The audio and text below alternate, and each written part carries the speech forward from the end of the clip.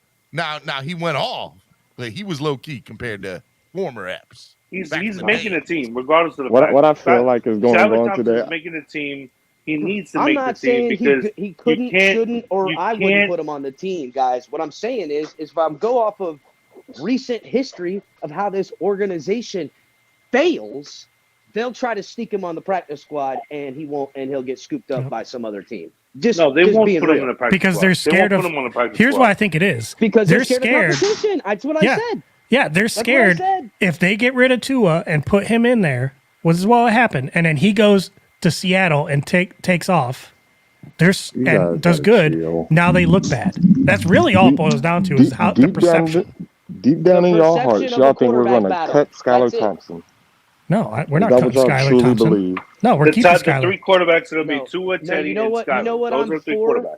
Rashad? I'm for the best man wins the job, and that ain't been the case since this young man's been here. It's been How do given you to him. wait? How do you know figure that, that? El How do you figure that? Wait. How do you Literally, figure the that? starting game he started, He threw one everyone touchdown. said so. They took the job away from Fitzpatrick to give it to him.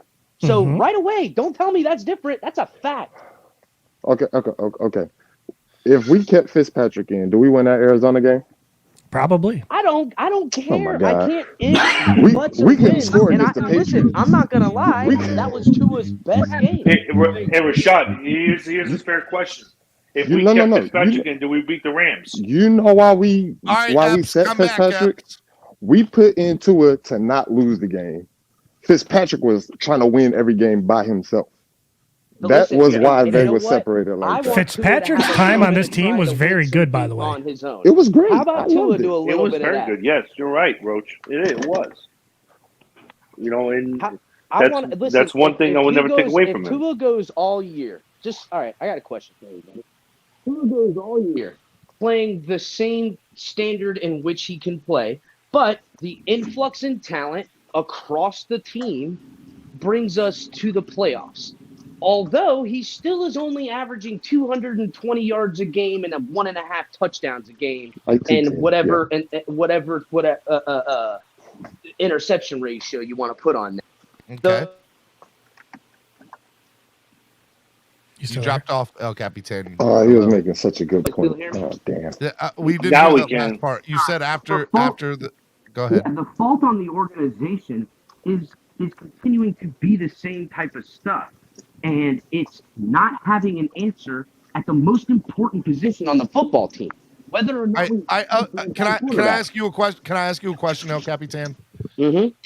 If the Dolphins start out 3-2, 4-1, are you going to feel differently about the team or Tua for that matter? See, now, no, I will only feel differently about the quarterback on his own merit. So if we're 3-2, 4-1, but its defense is scoring a touchdown every game, and he's throwing 170 yards and a touchdown, that is not going to make me feel good because that might win football games in the regular season. But you ain't going and winning no championships with that kind of action. It's just a fact. But Chris, let me ask you a question. Why is a quarterback rated off of how many wins? He's not the only one. It's not. We rate everyone else on their statistics. Yeah. But let me ask Chris this question: If we're top 5 in running, right? Let's say, for example, we're top 5 in rushing offense, right? Okay. The running backs are having a great game, a great couple weeks. You know, we end up right there, top 5. We're 5-1 right now because of our running game has been there. So, do you feel comfortable about the team? If that's the case, being comfortable about the team does not come with a precursor that I'm comfortable about my quarterback. The bottom line is this, bro. The bottom line is this. Listen, wait, just wait, Alex. Let me help you out because Tennessee don't feel comfortable about their quarterback either. And they got an open competition, a real open competition. My point is, if you got a good run game, you can put El Capitan back there, and I can hand off elite like a mofo, bro. I'm talking about what really matters. The job, the thing you pay quarterbacks hundreds of millions of dollars for is having an elite quality ability. I don't care what it is. It's just got to be elite. Is he going to show me elite operation skills in the passing game? It has to happen, bro. It has to. I or don't else it's know. Just a failure. I don't think so. I don't think you're so not, because last I checked, then again, you can still I be a can't game help manager, you from what and you can win, is and you can win with a in the game NFL. manager. Go you look can at win with a game manager. Alex, I think his point is if you got a game manager, but then you got a guy behind him who's playing better at the position, why would you stick with the game manager? I'm sorry to say, but a game manager because is the getting reason past the why Bernie, because dog. he's not making the mistakes that if Tua's out there, If the guy's playing better than him, he's not making the mistakes either. But here's my hold on, Alex. Here's my. Are you talking about mistakes on handoff? No. I thought we were talking about on. a run game. Here's my other problem with this entire conversation. Okay, we are August 23rd. We are 3 weeks away from the regular season. There's two things that are not going to happen. Number one, Tua is going to be the quarterback here, right? Nobody's going to sit here and argue. 1 million. Unfortunately. Okay, that's just the reality of the situation that we're in. Come on now. That's the boat that we're in. These Dolphins fans support the quarterback, bro. I ain't blind supporting nobody, man. You have listen, Roach. It's a fact. It's a fact. He will be QB1 come start. It is. I don't have to like it though. I don't have to like it. Well, no, you don't have to like it. And I don't have to have blind support for a guy that I've seen for 2 years. Oh no, I don't have blind. He has shown flashes. Now I disagree. I disagree wholeheartedly with Roach. I not the blind supporting. Alex, your feedback is bad, Alex. That's not me, Steven. It is you, bro. Now that right there is either El Capitan or Cap, but I don't know who definitely that is. Not me. Yeah, I told you it wasn't me. No, that was different feedback. I'll take the blame. Alex, there's two feedbacks. You have one and Cap has one. Now. Yeah, but to explain the point that Alex was trying, or not Alex, because I don't want to get I love you, Alex. I don't want to get fully on board with that bandwagon either.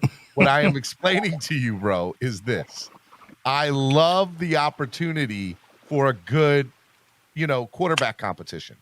But right now, Tua is by far and away the best quarterback we have on this roster. We have yet to see Skyler against starting or prominent NFL talent for a period of time. He's a rookie, and even in the third and fourth quarter that I saw last week in all of the game, there is so much room for improvement. He's good. I like what I've seen out of a seventh-round quarterback. There's a lot of good things to like about the kid, but he's not ready to play an NFL game yet. Exactly, Steven. That's what I've been trying to. So Tua has what 1.5 years on Skyler. The dude is 13-8, but the Roach. Hold on, Alex. I got this, bud. The defense is 13-8. Yes, that's a good. Stop point. it, Cap. Stop it, Cap. The Dolphins are 13 when Tua starts. When Tua starts in a game, they are 13-8 with Tua. Yes. Okay, that is a very. I cannot believe that I'm siding with Alex here. This is bothering me. But look, what I'm trying to explain to you guys. Because you're on the Kool-Aid, bro. I'm not drinking the Kool-Aid, man. I'm just trying to explain to you is that I can see the Kool-Aid mustache from here, bro. I can see the Kool-Aid mustache from here. And here's the thing. Here's the thing. If we get into 5-6 weeks into the season and we're losing, and Tua's a big cause of it, even if Tua's not the big cause of it, if we're losing, I'll be the first person to raise my hand and say, you know what? Let's try Skyler or Teddy. And I probably won't say Teddy because I have no faith in Teddy at all. But I'll be the first person to raise my hand then and say, you know what? Let's see if he gives us a spark. Steven, so it doesn't matter if we're winning and he's still stinking it up. You're still going to stick with. I said if we're winning, I don't care. Okay. We're winning football games. That's where I have weird. A problem. That's where I have a problem. If we're winning, but the quarterback is constantly leaving more meat on the bone. El Capitan, I'll say this, brother. I think personally that if we're winning football games, my opinion, it'll be a direct cause of Tua's progression from year 2 to year 3. I think he'll have a big part in it. I don't know. I mean, listen. You guys want to know why I'm so high on Tua? El Capitan, that's a perception thing. That's a perception. No, we don't want to know. No, I don't. It's Alex, not. we already know why. Reality, he flashes. You kept telling us he flashes. If the numbers are indicative of what we've already seen, and that's 220 yards a game, and the victories are still in the ratio in which he's there, but he stays healthy, it's still not good enough in today's NFL, and that's a fact. I'm sorry. We can win games. We can do this, but you know what that sounds like? That sounds like the same old Dolphins. We are ready to accept mediocrity, and that's the narrative I won't live with anymore. But El I want Capitan, greatness. So that a true Capitan, fact? I sit at a poker.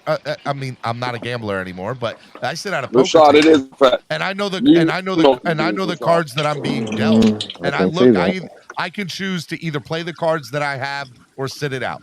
And as a Dolphins fan, and as a fan of any team for that matter, you play the cards that you're dealt. And right now, two is the cards that have been dealt to us. Well, so by that logic, Is Skyler not in that deck? Look, the reality of the situation is I'm not bringing him out. He's not ready Throw yet. the cards back in the deck. Reshuffle. Nah, So bro. Skyler is that Stephen, let me ask big this, 'cause I wanted joker to ask that you this. don't want to play till it's too late. Yes, Skyler, that river card, bro. You're out here playing your hand with only 4 cards out there. You need to wait for the river. What you Well, mean? that's why I don't gamble no more, El Capitan. That's why I just say listen, no. bro. Sometimes, listen, and you know as well as anyone who plays I want to poker kill that narrative.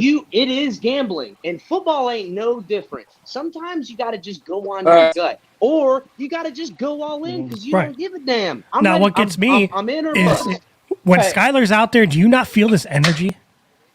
Like, do you not feel energy around the whole team? I hear what you say. I just, when Tua's out there, man, I'm bored. I'm bored watching Tua. Alex, let me No, ask you a question. I don't want to say that. 'Cause- I promise you won't feel that way after the first week. It won't be because Tua's still going to check it down.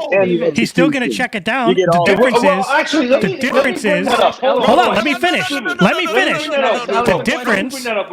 difference is, No, Roach, hold up. stop, Alex. The Hold on. difference is No, Tyreek Roach, or Waddle. Roach, hold up. I'll put you out. They're just going to take it the distance. That's the difference. Let me ask you, Roach. If Tua throws Trying to for mute me. 300 plus yards, right? But let's say 100, let's say 200 of them. Let's say 175 of those 300 yards are yards after catch. But he scores, but he threw for 3 or 4 touchdowns. You're not going to be hyped about that? I'm not because of Tua. I'm gonna be hyped because of the playmaker. Oh my God, bro! Oh my God, Roach! Because of the playmaker. Steven, that's a ridiculous let me ask you a narrative, I would bro. be ecstatic. It's the same throw he made last year. What's the difference? But I want to point out something here, and this is just a cold hard fact. Why do all these Dolphin fans don't want Jimmy G? Why doesn't San Francisco want Jimmy G? Just why? Jimmy G sucks. I don't know. Why does Jimmy G suck? Explain it to me. Yeah, let me hear this, Alex. I want to hear why Jimmy. I want to know why Jimmy G sucks. Because what we're talking about here is I want to pose a question to the panel. We're talking about a guy who's an elite facilitator of an offense. He ain't got great arm strength. He ain't got high class mobility. He ain't out there throwing darts. But he also 30, scrapped the 40 bit in the yards. Super Bowl, right? Sounds like what they want to Got to be. the Super Bowl. That team's been relevant since Jimmy Pornstar rolled. But in you the were building. praising Tannehill. He didn't go to Super Bowl. I'm just being. I never said I praised Tannehill. I just said I never praised Tannehill. Guys, hold on, guys. I want to have a conversation. Hold on. Concrete. Roach, I want to have a conversation with you. Hold on, Roach. No, Alex, answer the question. Why does Jimmy G suck? Because you guys love throwing out these narratives that he just sucked, but you guys won't back it up. Because you won't back it up. Jimmy, so your emotions got you in a hole. He ain't got nothing. Jimmy is a what you call Jimmy G is what you call a. He's a Tua. He's a Tua. That's what he is. Hold on, let him finish. He's the best that Tua can be. Is what he is. Guys, let him finish the question. Let him answer. No, Vonjo. I'm not answering no questions because everybody wants to be sarcastic and come at me, right? We ain't being sarcastic. Hold on. Because you ain't got let him answer. Let him answer. Sorry. No.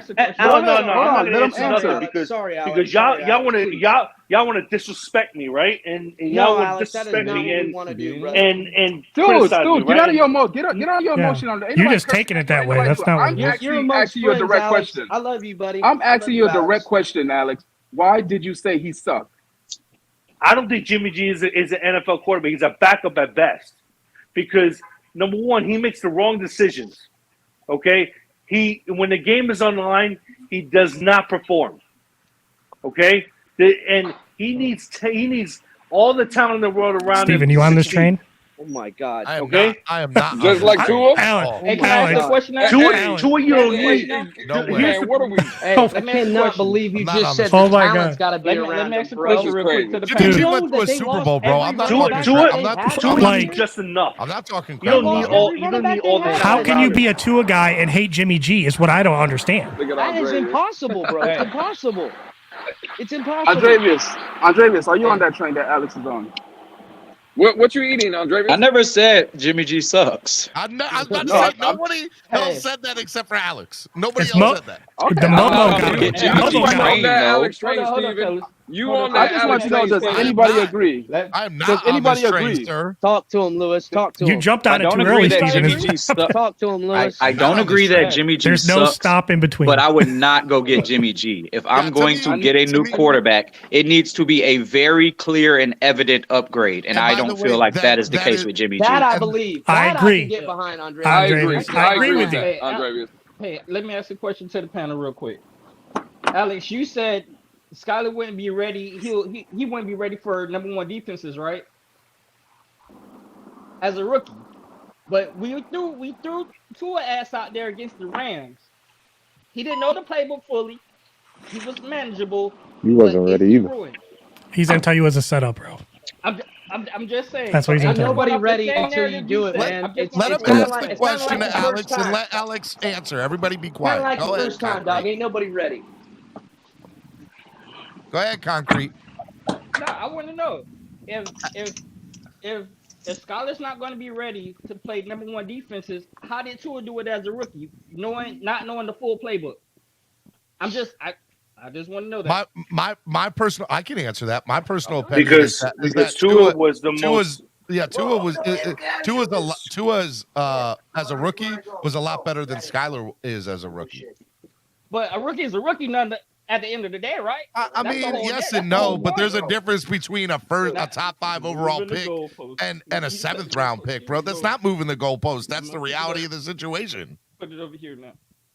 I don't know about that. Normally, hold on, Steven, hold on. Let me say, normally that would be true, but at the same time, late round picks could outplay their draft position. You are 100% correct. You are correct about that, but there are very few and vice versa. High draft pick could underperform their draft position. So Vanjo, let me answer. You want to hear Concrete? I'm going to answer your question right now. Alex, hold up, bud. Let me answer this. Let me say this. I will say that I believe that Tua, hindsight being 2020, is a 2nd round pick. He probably should have been a 2nd round pick, a late 1st round, early 2nd round pick. Okay. Okay. I don't think about 3rd. I think late 1st round, early 2nd round pick. With the hip injury that he had, including with the hip injury that he had, I do. Always not I come do. back at all. Okay. But what I will say is, when a player gets drafted in the 6th or 7th round, or is an undrafted free agent for that matter, and comes into an NFL football team and progresses and does very good in preseason, 95% of the time he's doing against players that will not be playing in the NFL that season, because he's usually playing against the 3rd and 4th. I got a question when you're ready. I hint Tua on Saturday, right? Hence Tua on Saturday, right? Tua was playing against 2nd stringers on Saturday. There's no doubt about that. Listen, I got a question for the But panel. who's he playing with? He's also playing with people. Guys, below caliber. hold on. We're interrupting each other. Hold on. We're interrupting each other. But hold on. We're interrupting each other, but at the same time, people are not getting their full statements out. We got to respect each other, guys. Let people get their full statements out before we cut them off. And then coming from Vanjo. I love Vanjo. That's why Vanjo. I love you, Vanjo. All right, and that's why at the end of the day, you have to also put in perspective that Tua, yes, was I happy with those first 2 or 3 drives? I was not. I don't think anybody was. But I also had to take into account Jalen Waddle wasn't there, Tyreek Hill wasn't there, Raheem Mostert wasn't there. I have to understand Teron Armstead wasn't there, that Larnell Coleman, it was playing the entire, I had to put all those, I had to put that the drive stalled because of a guy who's probably not going to start week 1. Stop those. Were they there for Skyler, though? Listen to what Vanjo just said. Hold on, let me finish. Also, at the end of the day, I had to put in perspective, hey, look, are these excuses or these realities of what really went down? In my opinion, I believe these are realities of the situation. They are not there. So it's not necessarily an excuse. It's true. Now, God forbid we ever get to that point in a regular season. We are effed. But Steven, have you looked at the 8 passes? But I will also say that I believe that the playbook was very vanilla in those series. If you go look at Teddy Bridgewater's last series and you go look at all of Skyler's series, that playbook opened up. He wanted to see Skyler. I think that is the offense we will see. So then by that logic, the coach wants to see more out of Skyler than Tua. Yeah, because he knows that. So you're saying the coach is dialing up plays for Skyler that he wants to see more. Who was Skyler playing with? Who was Skyler throwing to, and who's blocking for Skyler? Ezukama. He was throwing to Ezukama. Is that better than what Tua had? Is that better than what Tua had? Ezukama's better. Hey, I'm going to say this right now. Ezukama's better than Preston Williams and Devontae Parker. Ezukama's better. So is that better than who Tua was throwing to in the game? Yeah.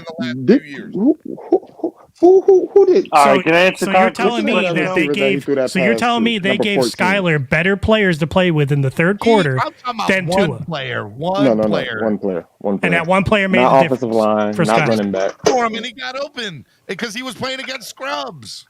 What do you want I from would me, say- bro? He's playing with scrubs. This So is you would what I think will Tua say. would go out there and make his scrubs better, but he didn't. Skyler We did. are excited Oh my God, about bro. what Skyler did in one drive, as we've seen Tua do a couple times his rookie season. We have the same excitement. When we seen And Tua his versus second Kansas City, It was actually we 2 got drives. excited. All right, hold on. Let El 2 Capitan go. drives. Go ahead, El Capitan. You're The right. floor is yours, You're El right. Capitan. All right, I got two questions. I got 2 questions. Well, first off, on those 8 pass attempts that Tua had, he had a clean pocket. It was better pocket than he's had up to this point in his career. Okay. So we can judge him on those passes as they were decent enough with the pocket. And he was 6 for 8. Yeah, and listen, and with a drop and pretty much a throwaway. So I'm not denying that he didn't do that. It's never that he did bad, and it's not all about that. But I'll say this: Skyler being drafted in the 7th round, where would you, Dolphin fans, put his draft value in a trade scenario? Where would he be? What do you think you could get on your 7th round return? Has it not gained value? Maybe a third or a third fourth? round pick for Skylar Thompson. Y'all are delusional. I think y'all are crazy. I'm just I think saying, y'all are insane. Bro. Hypothetically, and it's only the gained amount of value on him. I might be But you delusional. would definitely say that it's at least 2, maybe 3 rounds more. He could be a 4th or a 5th. I would agree with, right? Right? Potentially. Where would you get in on the open market on a trade for Tua? Where is his value gone?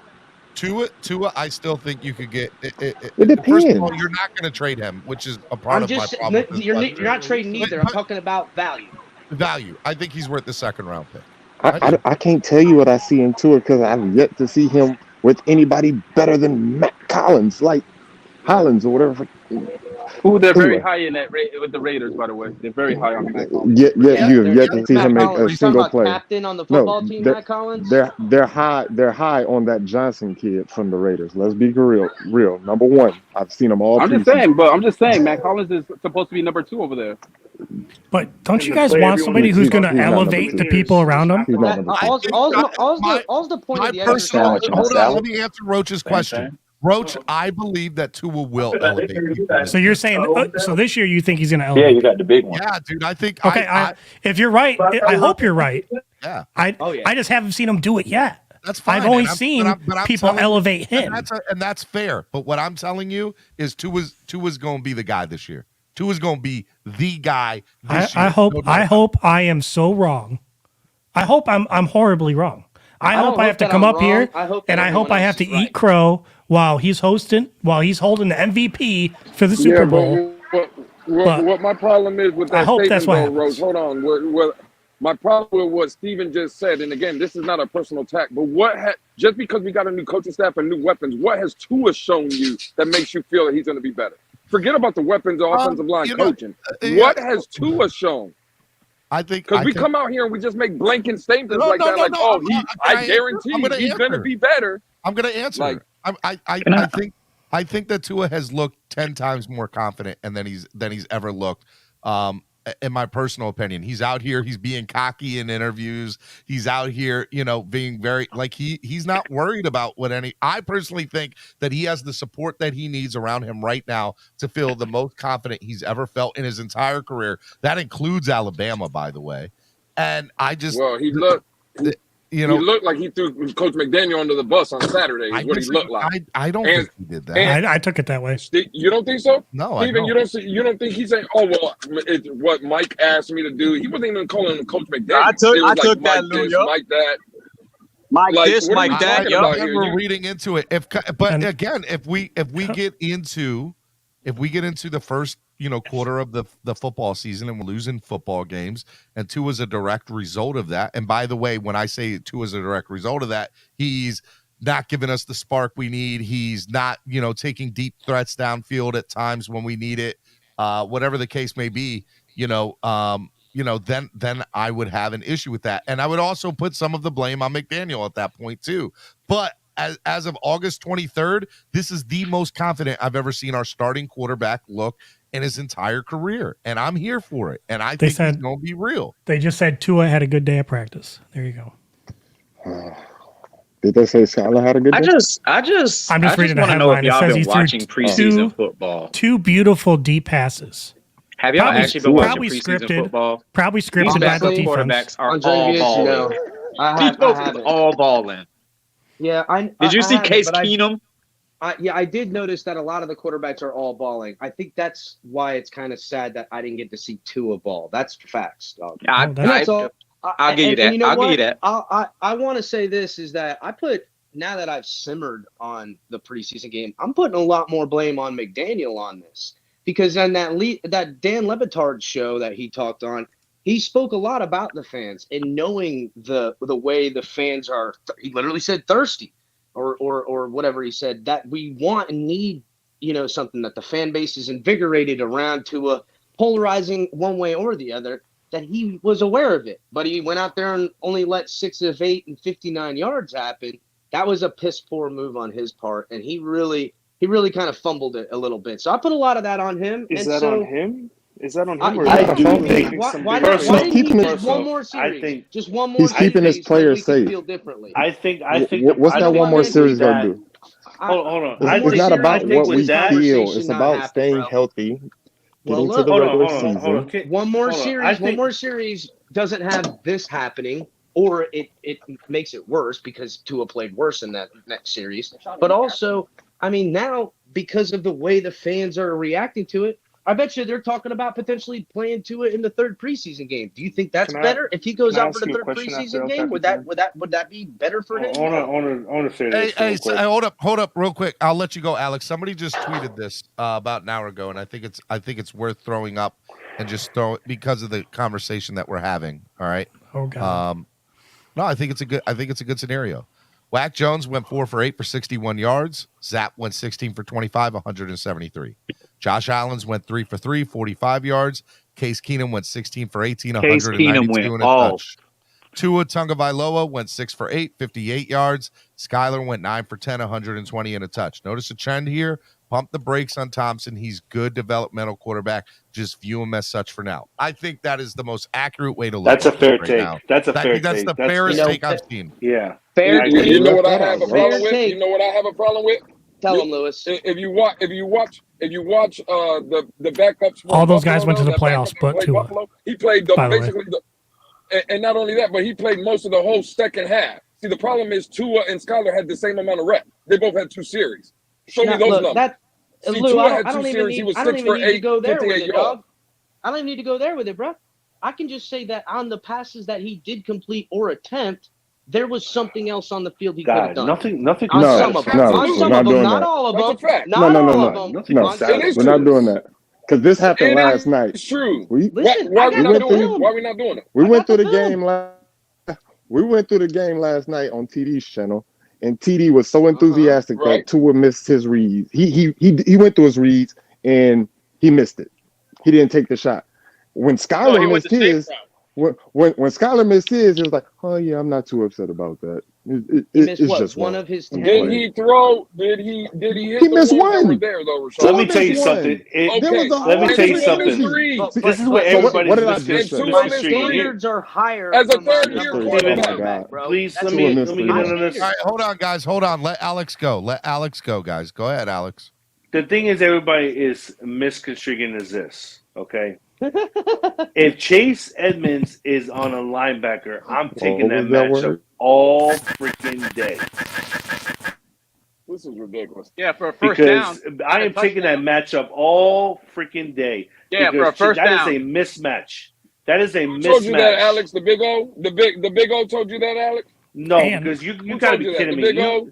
Lewis, you're smarter than this. Told you that Coach McDaniel told you. Coach McDaniel told you that, Alex. Do you like that matchup, Chase Edmonds on a linebacker? Alex? Do you like that matchup? I want a touchdown, not a first down. That's the same stuff we used to get off the screen passes with Lamar Miller, Kenyon Drake, and Reggie Bush. If you're 2nd and 5 from your own 20-yard line, okay, you're 2nd and 5 from your own 20-yard line. You're going to do a check down on Chase Edmonds on linebacker all day. I'm taking that matchup all day. You're because right, Chase Alex, Edmonds but when you're second, absolutely. hey, why not go deep? Why do you want to go settle? Why not go deep? You're right, Alex. Hey, Because it wasn't a deep route. Everything deep was locked up. Everything deep was locked up. Alex, you're right, but when you're 2nd and 18, Alex, you're right, but when you're 2nd and 18, you're breaking up. Like Skyler, you're 2nd and 18 on a 23-yard dart to get the first down. I think Alex is hacking his SIM card right now. You got T-Mobile, bro? Does not have T-Mobile. I'm not even at work. You don't have to be at work. But can you pull up those stats again, Steven? Roach, I actually want to debate you on this real quick. I wanted to point out that all those guys have played playoff games, and Keenum played 2. What does it matter? What does it matter if they have shown that they have shown in the regular season they can get it done? Tua hasn't, right? So they don't really have to prove anything to me in preseason. Is my point. Tua needs to prove that he should still be here to me. No, in the regular season. So Roach, let's he needs to prove in the regular season, not the preseason. Now, Roach, here's my argument to you here, buddy, because I get your logic there. But if Tua's not getting the snaps to do it, right, and he hasn't, he's only had 3 drives, okay, in the entire both games. He gets them in practice, which people have reported on. That he's done very well, and who has been consistent the whole time. And who has not been consistent the whole time. Okay. All I'm going off here Josh Allen was terrible in the first 2 years. So I mean, that's not even what we're talking about. I'm going based on. I'm just saying. I'm not even talking about practice because everything I've heard for the most part, with the exception of a few days here and there, Tua's had a very good training camp.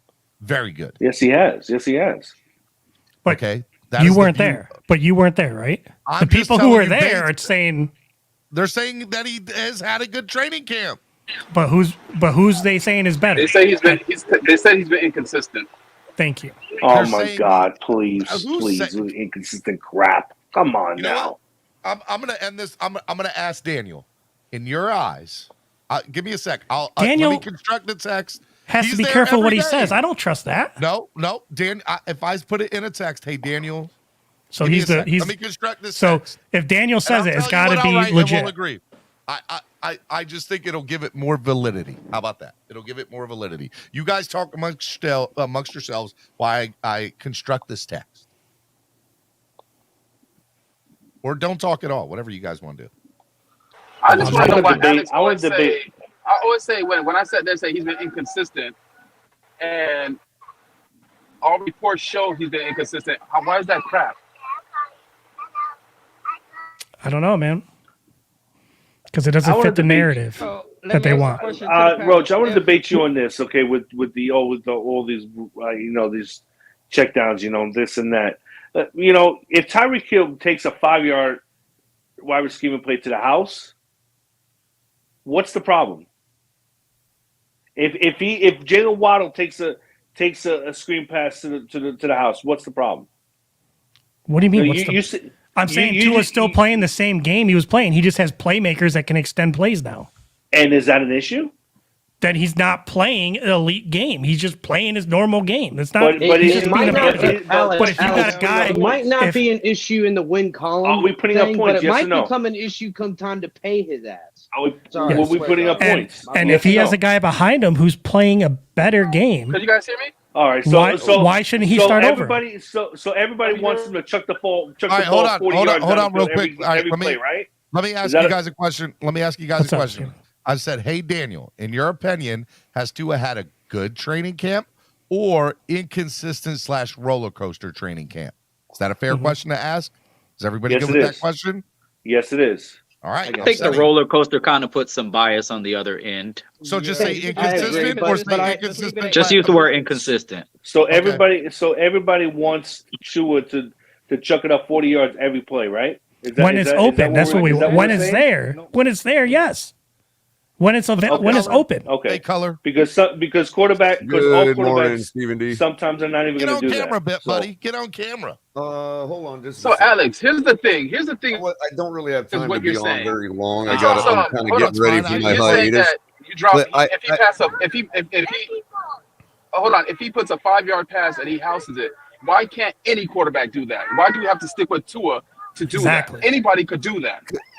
I just, Joe, I'm sorry to interrupt. I just came up to ask because I've been screaming it in chat, but y'all don't get in chat. So, I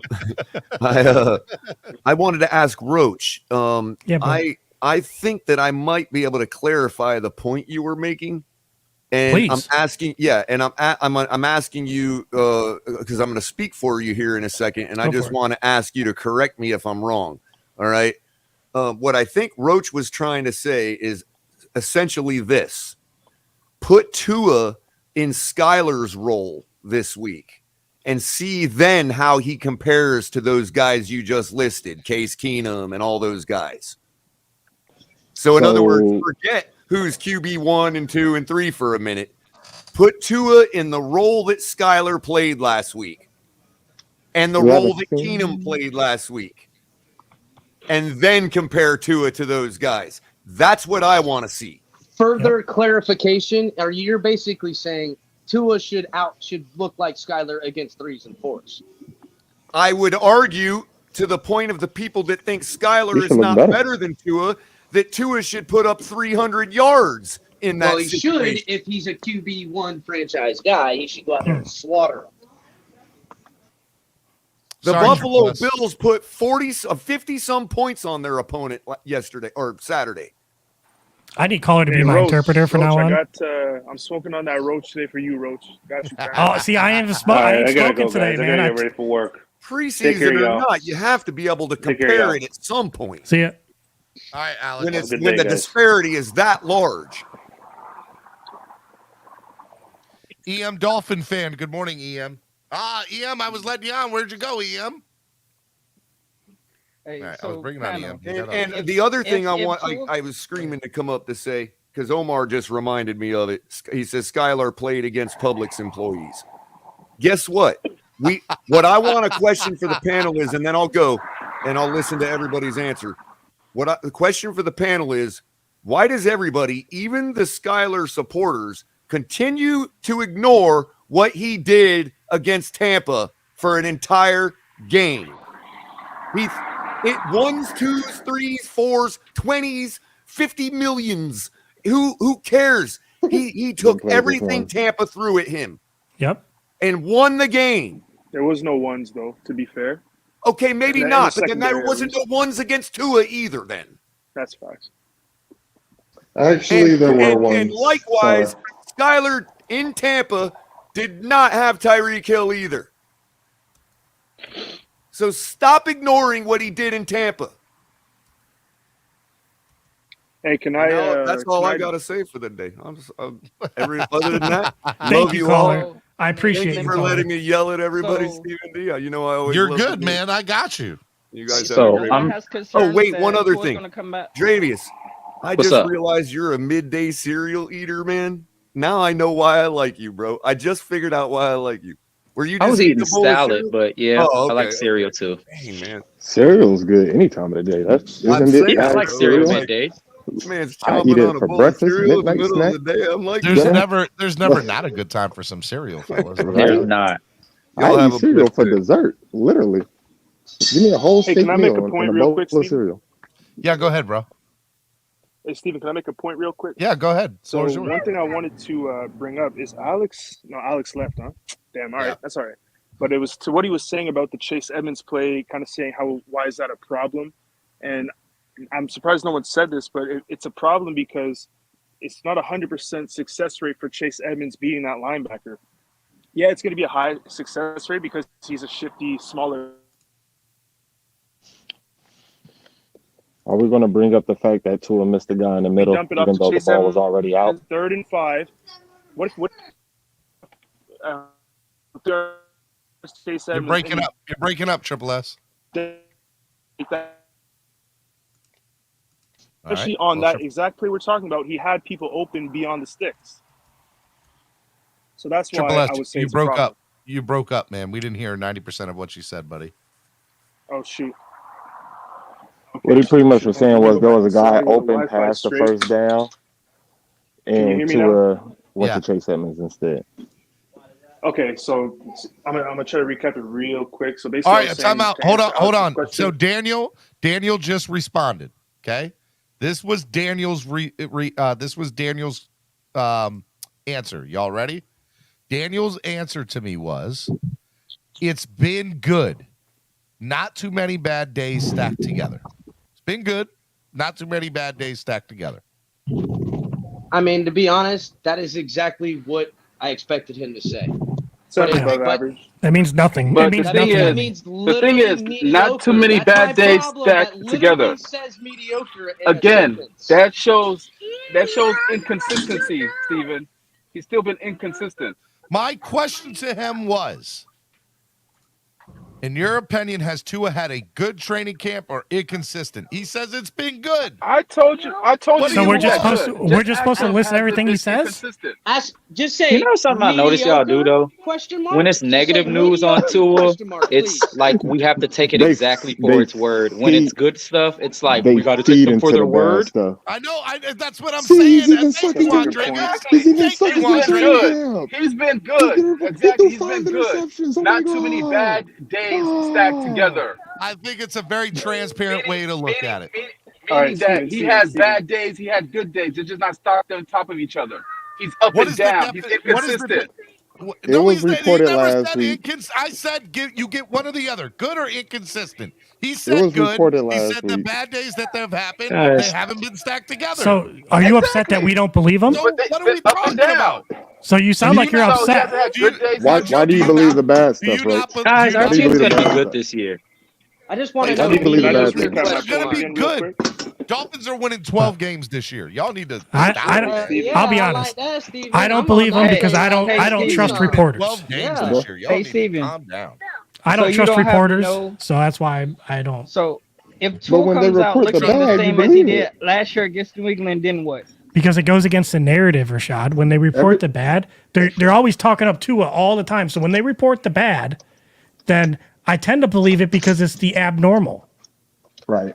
But that's no because you. So you know what, Roach? I love you. You're my brother from another mother. Just But say it. Roach, You don't view have that- to soften it up. You Just say no, it. bro. You view that because you've dealt with a lot of negativity and your interactions with people and in life, and so you are going to look at things from the negative point of view, or more believe it because that's been your what you've seen. So by theory, by your experience, I disagree. No, I'm Or saying we that's all everybody. operate Their in life our own experience determines how bias. they do it. That's all I'm saying. But I Now think you're talking too much sense, Andrevius. I like what Andrevius is very accurate. What did you just say, Andrevius? Say it one more We time. all operate in our own confirmation bias. We want confirmation bias. Yeah, and so Roach is confirming things based on his biased point of view, which there's nothing wrong with that, which is by recent pure history definition his opinion. No, I disagree with Roach wholeheartedly on a lot of stuff. Is what Daniel just said not his opinion? No, Daniel. So Daniel's job, Dan, so here's the thing. So we've had a whole conversation with Daniel on the air.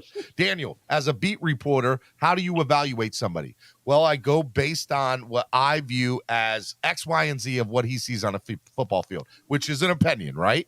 But he also is able to bring up, hey, I look for completions. I look for, how well they did. I tried to grade based, and I try to stack it up against people that are in their same positions or what they've done. If I ask Daniel, I know that I'm getting a little bit of bias from him, but I also think that he's trying to be as unobjective as possible and compare things to people in their position. What he does is no different. Is no different than what anybody on this panel does. No, it's just. But they just come to a different conclusion. But he also is there every day. And I believe that 90% of the stuff that has come out of his mouth has been proven to be accurate. Over a year of you don't think Daniel will be like he's just bad? That wouldn't happen. No. Over a year of him beat reporting, you go back and look at his columns, and you will see. You know what? He was accurate about that. Yep, he was right about that. Yep, this was a very accurate take. Oh yeah, Daniel pretty good. Daniel's good, really, so I'm going to really take. But you know what? I'm going to take Daniel's perspective over yours. He's not even a Dolphin fan. Hey, that's your choice, let's be real. But he's not even a Dolphin fan. Let's say, I like what does he gain from this? What does he gain from lying to us? Yeah. Or being biased or blinded by his job. I'm not saying that Daniel's a liar. I'm just saying that I read reports. I realize there's people who write them, and that they're people. They watch things. They interpret it a certain way, and I interpret it a different way. What's the big deal? You also just told me because you have a biased view of beat reporters, and that you also just said that I just don't trust one view. I like to read everything and come up with my own thing. I'm giving you another Can I point, be real and you're for a dismissing it because he's a beat reporter. Talking to these people, they're being funny. You talking? What's going on? He's talking to someone in real life. Listen, When you want to change the subject, subject, let me know, and I'll finish my point from earlier. I got questions here, and then maybe we can move off this subject. And look, I like Daniel. I like the fact that he's a new, fresh set of eyes around here to try to not get bogged down in something I'm going to actually say, being bogged down in a sense. History will tell you how this franchise has acted, how they control narratives, how they lie, what their game is, and how much BS and what's more likely for a Dolphins fan base and us that we're gonna be the team that drafted an Alabama quarterback and got it right, or that this fan base is gonna be sold a handful of lies again and again while everyone's saving their jobs, a la. Did you all hear OJ McDuffie last night? The rest of them. Oh, Captain, did you hear OJ McDuffie last night saying he almost got fired for just reporting the truth? No, reporting his point of view. And you know what? I mean, listen. His truth. I would. That right there just tells you. Absolutely expect that. Everyone that has an ability to get into the building of the Dolphins already knows the game. It's an unspoken truth. Now, you can be candid when you know that it's time for you to go ahead and take the filter off. But it's all about selling tickets and what's best for the team. I'm not saying Daniel's a liar or anything like that at all. I would never dare say. Yeah, I'm not saying he's a liar. But I would say that it behooves him as a writer for sales, for everything, for it to go well. Just like I would. I want it to go well, but I don't have any vested interest in it going well outside. I mean, okay, I got a YouTube channel and stuff, and it would be, as you know, Steven, if we're in the playoffs, this is going to be great for us as far as finding the reach of more Dolphin fans and what we want to do. But correct. I can't lie to myself for the sake of wanting something. That's the problem in the fan base. That's how we end up with mediocrity and pretty much gaslight ourselves. But I ain't gonna let it fly. But my argument to you, El Capitan, and I by the way, I want to validate your points. I think you bring up, I don't agree with them, but I understand where you're coming from and they make sense to me. Okay. I just don't agree with all of it. What I will say to you is with somebody like Daniel, who's not a columnist, he's a beat reporter. His job is to report what he is observing and what he sees with the team. That's one. Number two, I also believe that, in my opinion, there's something I've seen enough out of Tua, enough positive things out of Tua over the last couple of years for me to be like, all right, he has a higher ceiling. Their ceiling is higher for him. We haven't seen it consistently. I'm not talking about that in that aspect, though, Stephen. My point is, and I'll just put it like this: how do you think Big O got the lanyard to be there? Well, I mean, Big O's been in this for 30 plus years. I got that, bro. But he's been in 30 plus years, but I ain't seen him back there with the rest of the boys in the interviewing process like he been. How do you think he got the lanyard? You play ball. You play ball. You play ball. You make yourself a microphone for what the organization wants being put out there, the narrative they want. You sign Omar to a contract to come on your show, Steven, who has a lanyard and then gives up his lanyard. And guess what, Dolphins, if you're listening, El Capitan can't be bought. I'm just being real. What that price is might be a little different, but I'm just being real. I'm just talking on the business perspective. And I don't want to devalue Daniel at all, because I agree with you wholeheartedly. You can go back and look at especially his op-ed pieces that he puts together with its in-depth. He is on the money on his observations. The young man is. I'll say this, and I know I'm biased because he's been on my show for over a year doing a regular segment, and I love the guy. But I think he's the most. I think he's the most accurate beat reporter on the beat. He is fire, bro. I read all his stuff. I think he is out of there. He is fire. I will give it, and I feel fortunate that he's going to be around here making his assessment. But but he works for the Sentinel, who has access to the Dolphins. If El Capitan TFTG, and I'm gonna have color over there in access, you can bet your bottom dollar that I'm gonna have to change my tone on how I say and what I say.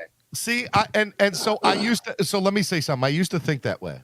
And then remember that thing we saw earlier this offseason with Javon Kinlaw and the San Francisco 49ers with that YouTuber from the 49ers?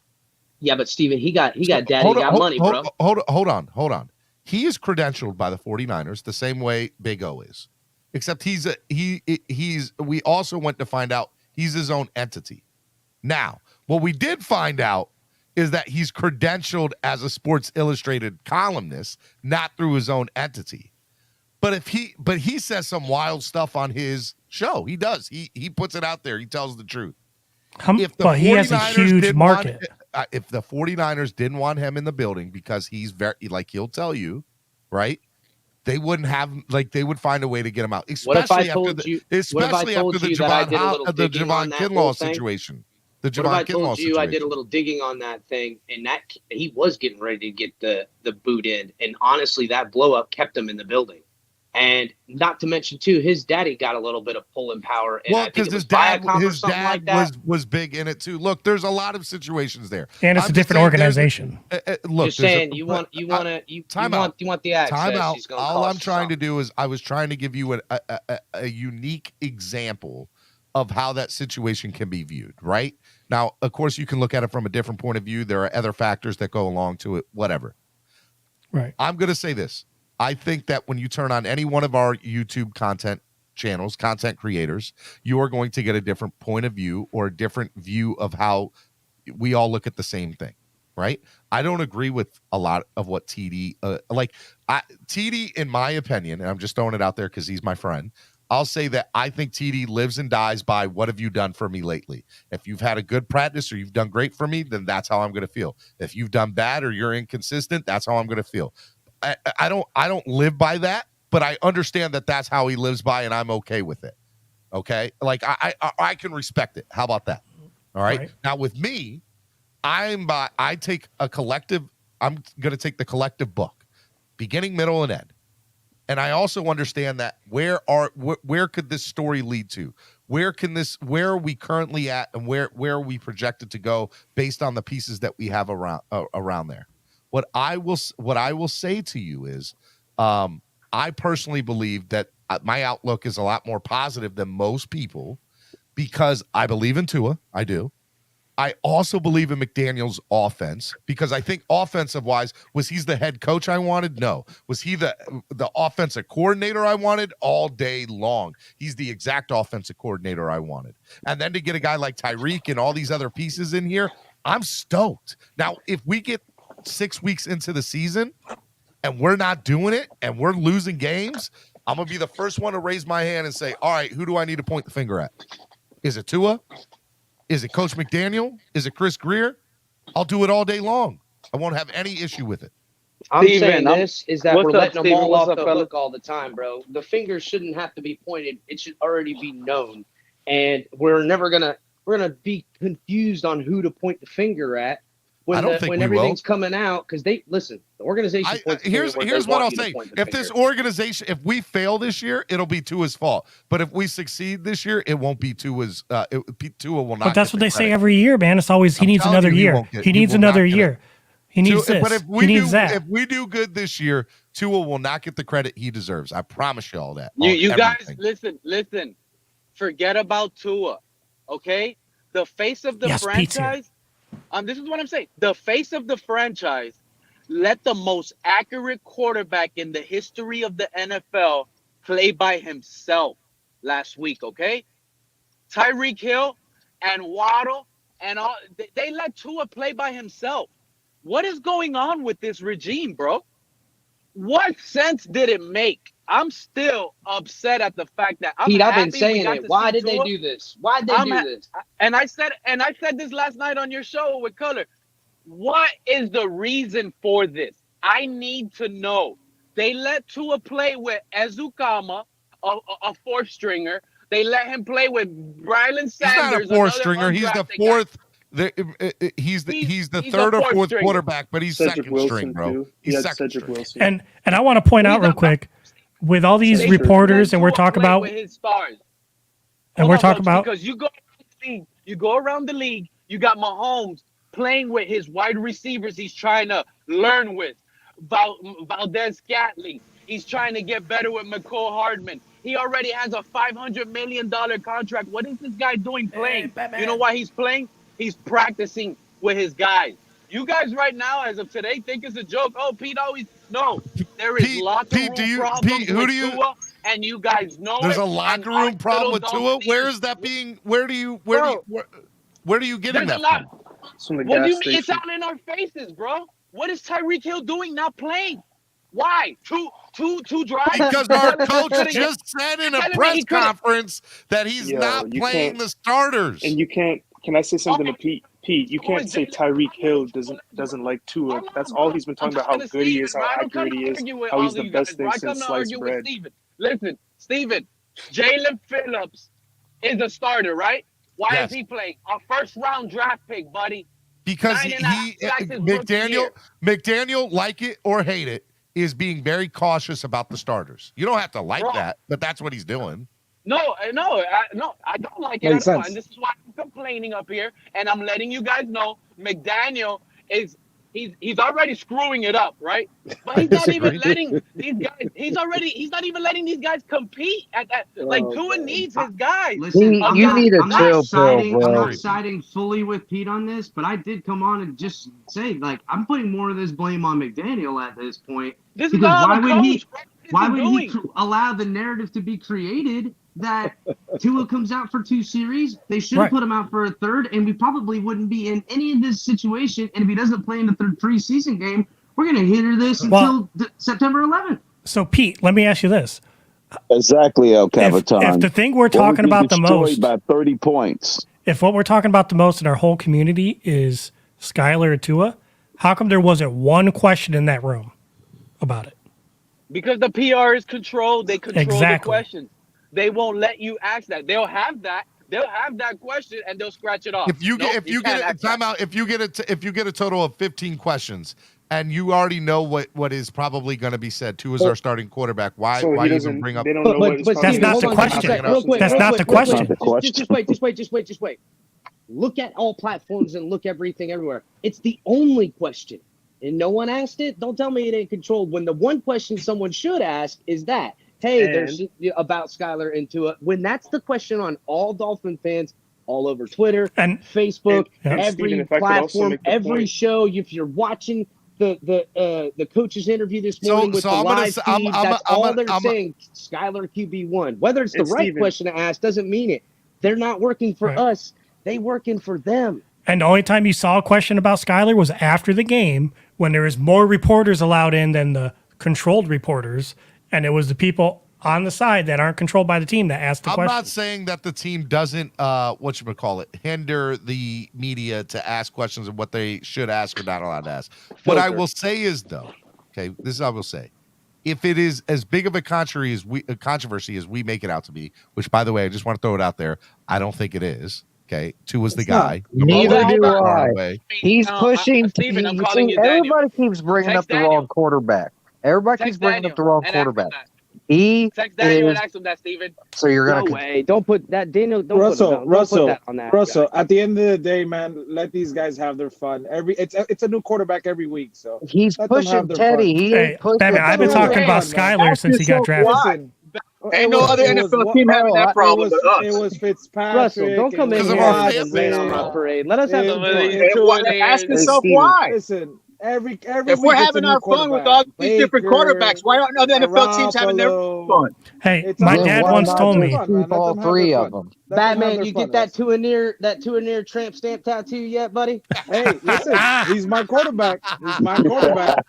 You know you don't wrong. That's funny. Listen, That was good, El Capitan. It's the same question I asked Lewis yesterday. What's going Just to so everybody happen knows, I take if it Skyler easy on everybody, outplays dog. Just let everybody, everybody know. and we get offered a 5th round pick for Skyler or a 4th? You don't think the Dolphins are going to take that?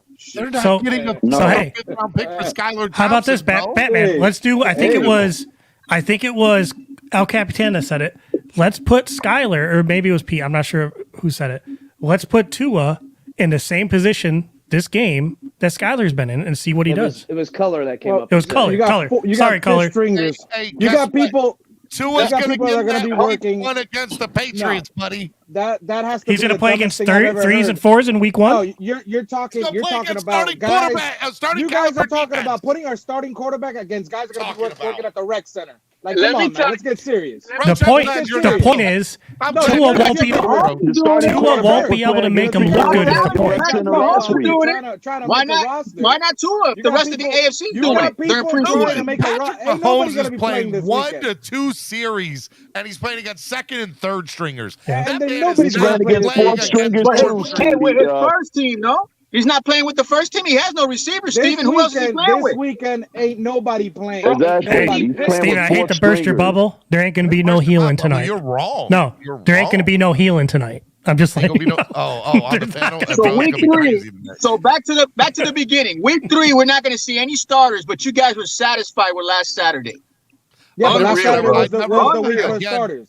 As I stated, I was not starters. satisfied, but I understood where they were coming from. I don't necessarily 100% like it or agree with it, but I'm also not going to sit here and say, you know what, McDaniel, you're wrong. He's not giving me a reason to. I just don't get. If our starters don't play next week, we in jeopardy of getting destroyed in week 1. That is not no. Oh my God, that is false narrative, fake news. We're going to be destroyed in week 1 if they don't get any reps. I'll be surprised if our second stringers play this Saturday. I'll be surprised. Bro, well then you're gonna be surprised then because we gonna kill New England week 1 and our starters are not playing next week, this week. They're not. I think Skyler's gonna get the start once again. He's gonna play with the. That's a recipe for hamstrings. That's right. There's a recipe for hamstrings. Hey, Batman, I keep hearing you with that little Skyler near take type of hate, right? No, I like Skyler, but I'm the only. Hey, listen. But Let's be clear. hold on, Let's be Batman, clear. Let's be clear. Let's be clear. Because most of you out here were calling him Skywalker. They didn't even know his damn name a couple weeks back. So don't give me that. All right. At the end of the day, at the end of the day, I came out here and I told everybody Skyler looks like a good quarterback. You also said Gesicki was a top 5 tight end, Batman. Yeah, he was. As far as What numbers happened last to year, that he narrative? was. He's playing tight end now. He's putting a hand in the dirt. He also was playing against the 4th stringers. He played all the way up into the 3rd quarter. At the end of the day, listen, we're here. Gesicki played all the way up into the 3rd quarter against 4th and 5th stringers. Guys is going to be working at public. Why can't the quarterback do it? Because our quarterback's in premium position. The tight end was playing all the way into the 3rd quarter. Your starting tight end, top 5 tight end in the league, was playing all the way to the 3rd quarter. Crypto, that's a premium position. A quarterback is a premium position. But he's not playing like a premium quarterback. But He doesn't play like a premium quarterback. Listen, that's the vanilla offense. Are y'all really being serious Can I ask right the now? panel a question? Can I please? Absolutely, we're being serious right now. Can I please? Look at Mariota. Hold on, everybody, be quiet. Go ahead, Pete. Thank you. I have a question for the panel. Do you guys see Mike Gesicki flourishing on any other team in the league? Yes. Is there any other team in the league that you guys can see Mike Gesicki flourishing on? Almost any other team that doesn't have the speed that we have, he would flourish. He would be great. Imagine him in Green Bay with Rodgers. I know he'd be. I'm telling you, Mike Gesicki would go top 5 tight end with Aaron Rodgers or Justin Herbert or. Hey, I'm still waiting. Year 4. I'm still waiting, Steven.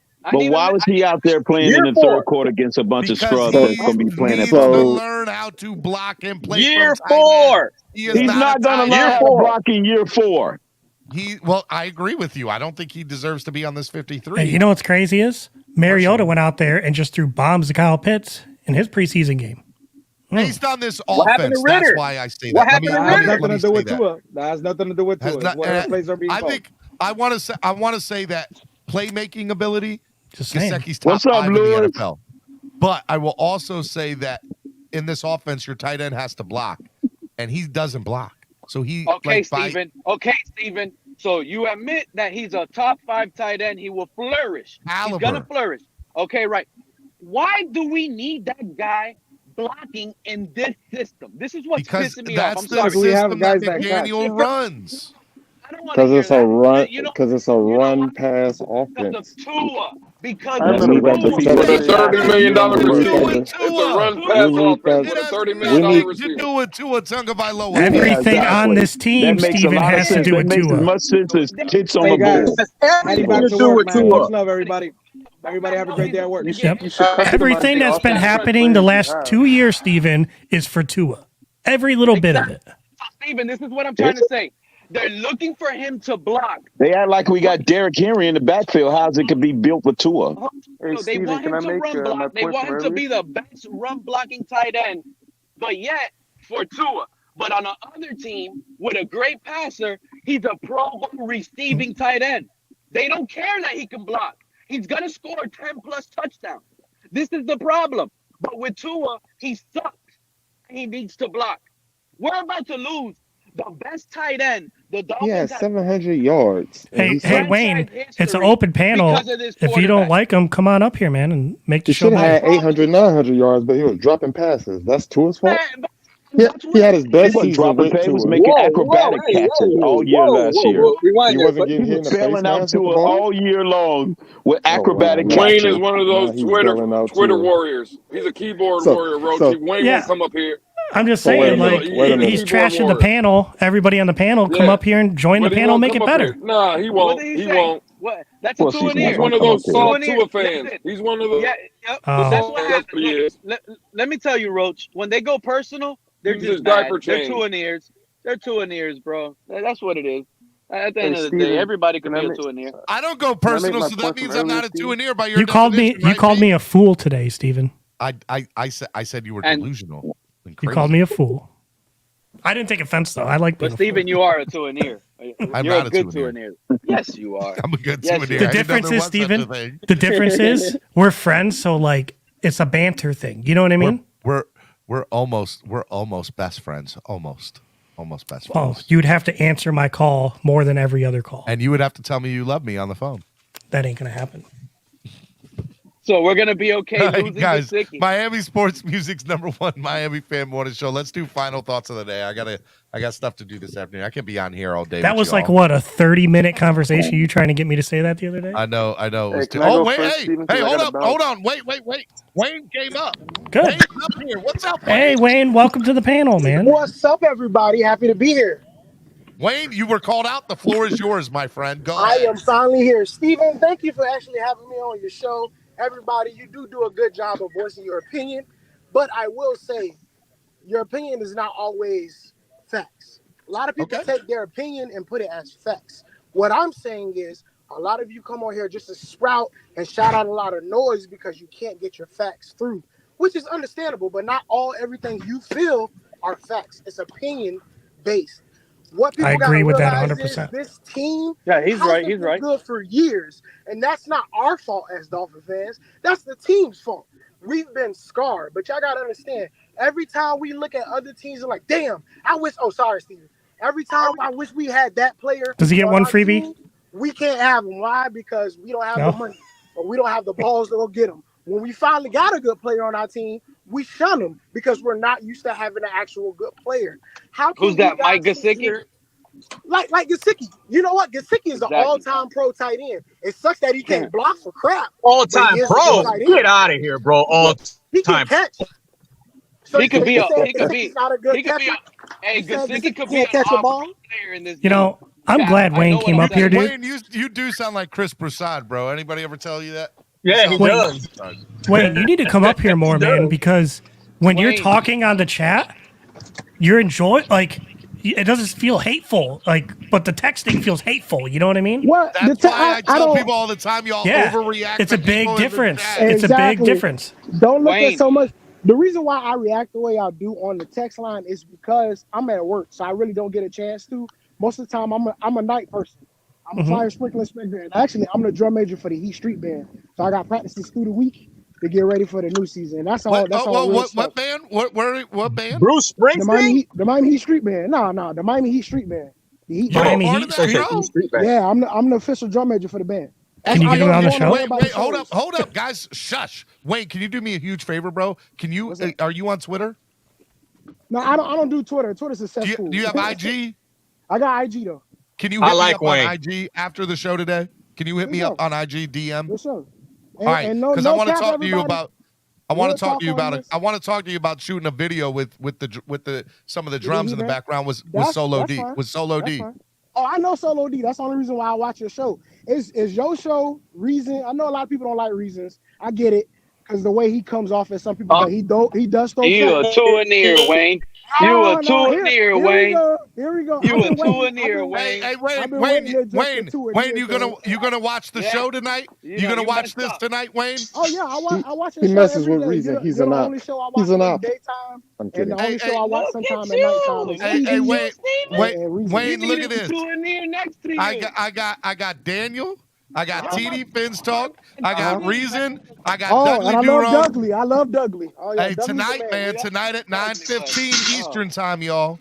This is my idea, by the way. Reason spits a lot more facts than you do, Pete. You got to put color on that list. You can't leave TD. Yeah, when he's cheering for the Dolphins and not the Eagles, Russell. Now that I'm on the show, can I find? Well, let's be fair. He speaks.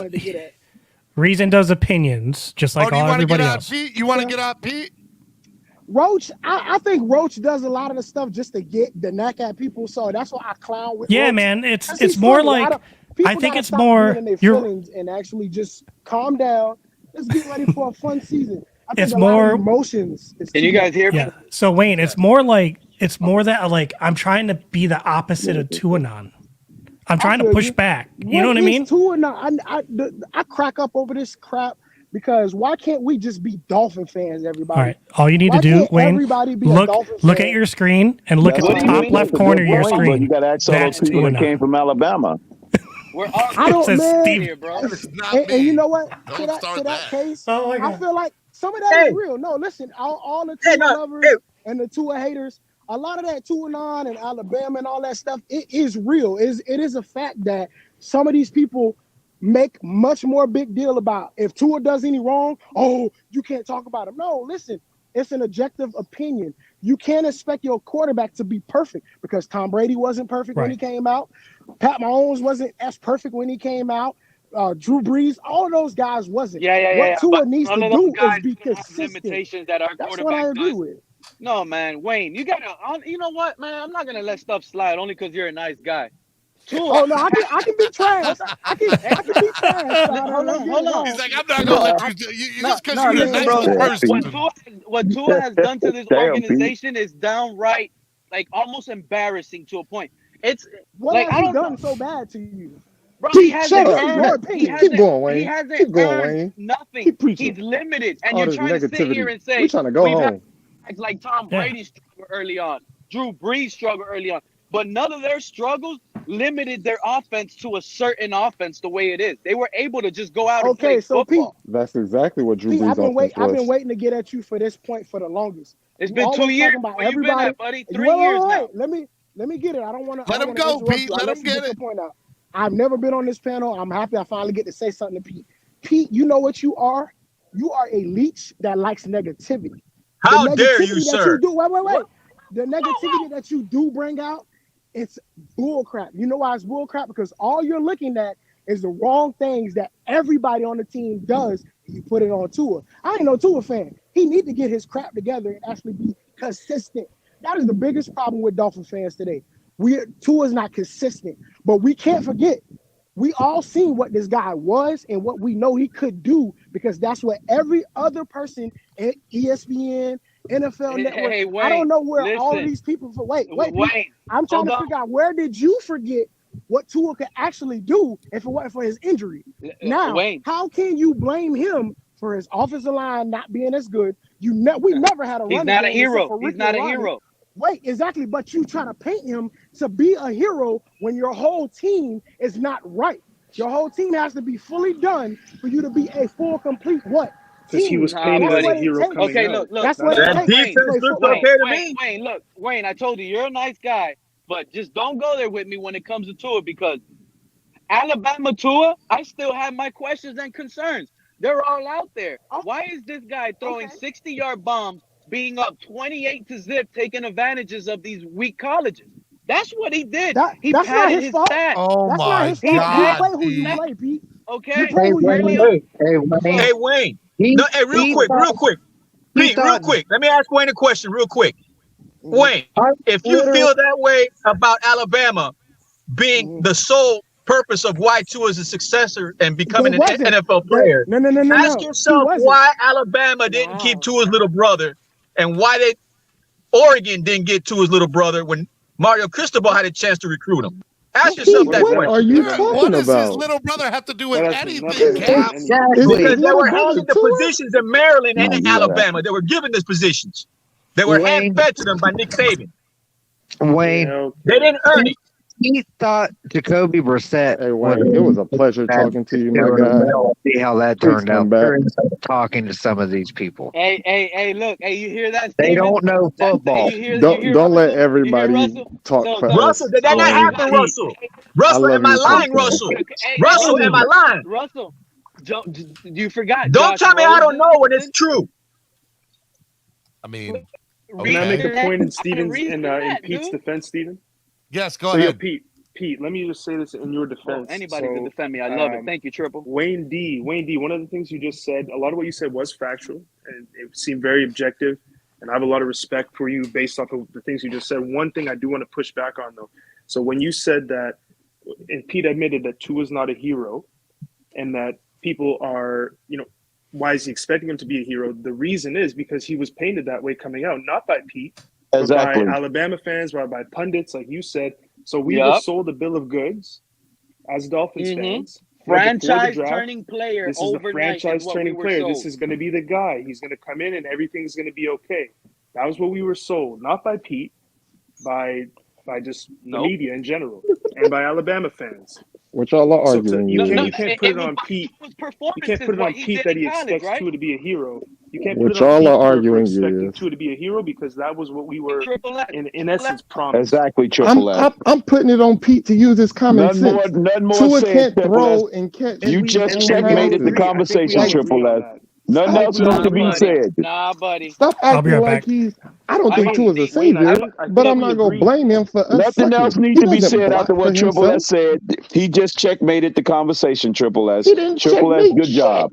Yes, he did. He just said everything that needs to be said. Let me add one thing onto it in response to Wayne. Let me add one thing on it in response to Wayne. I don't think it's that we don't understand that there's other issues.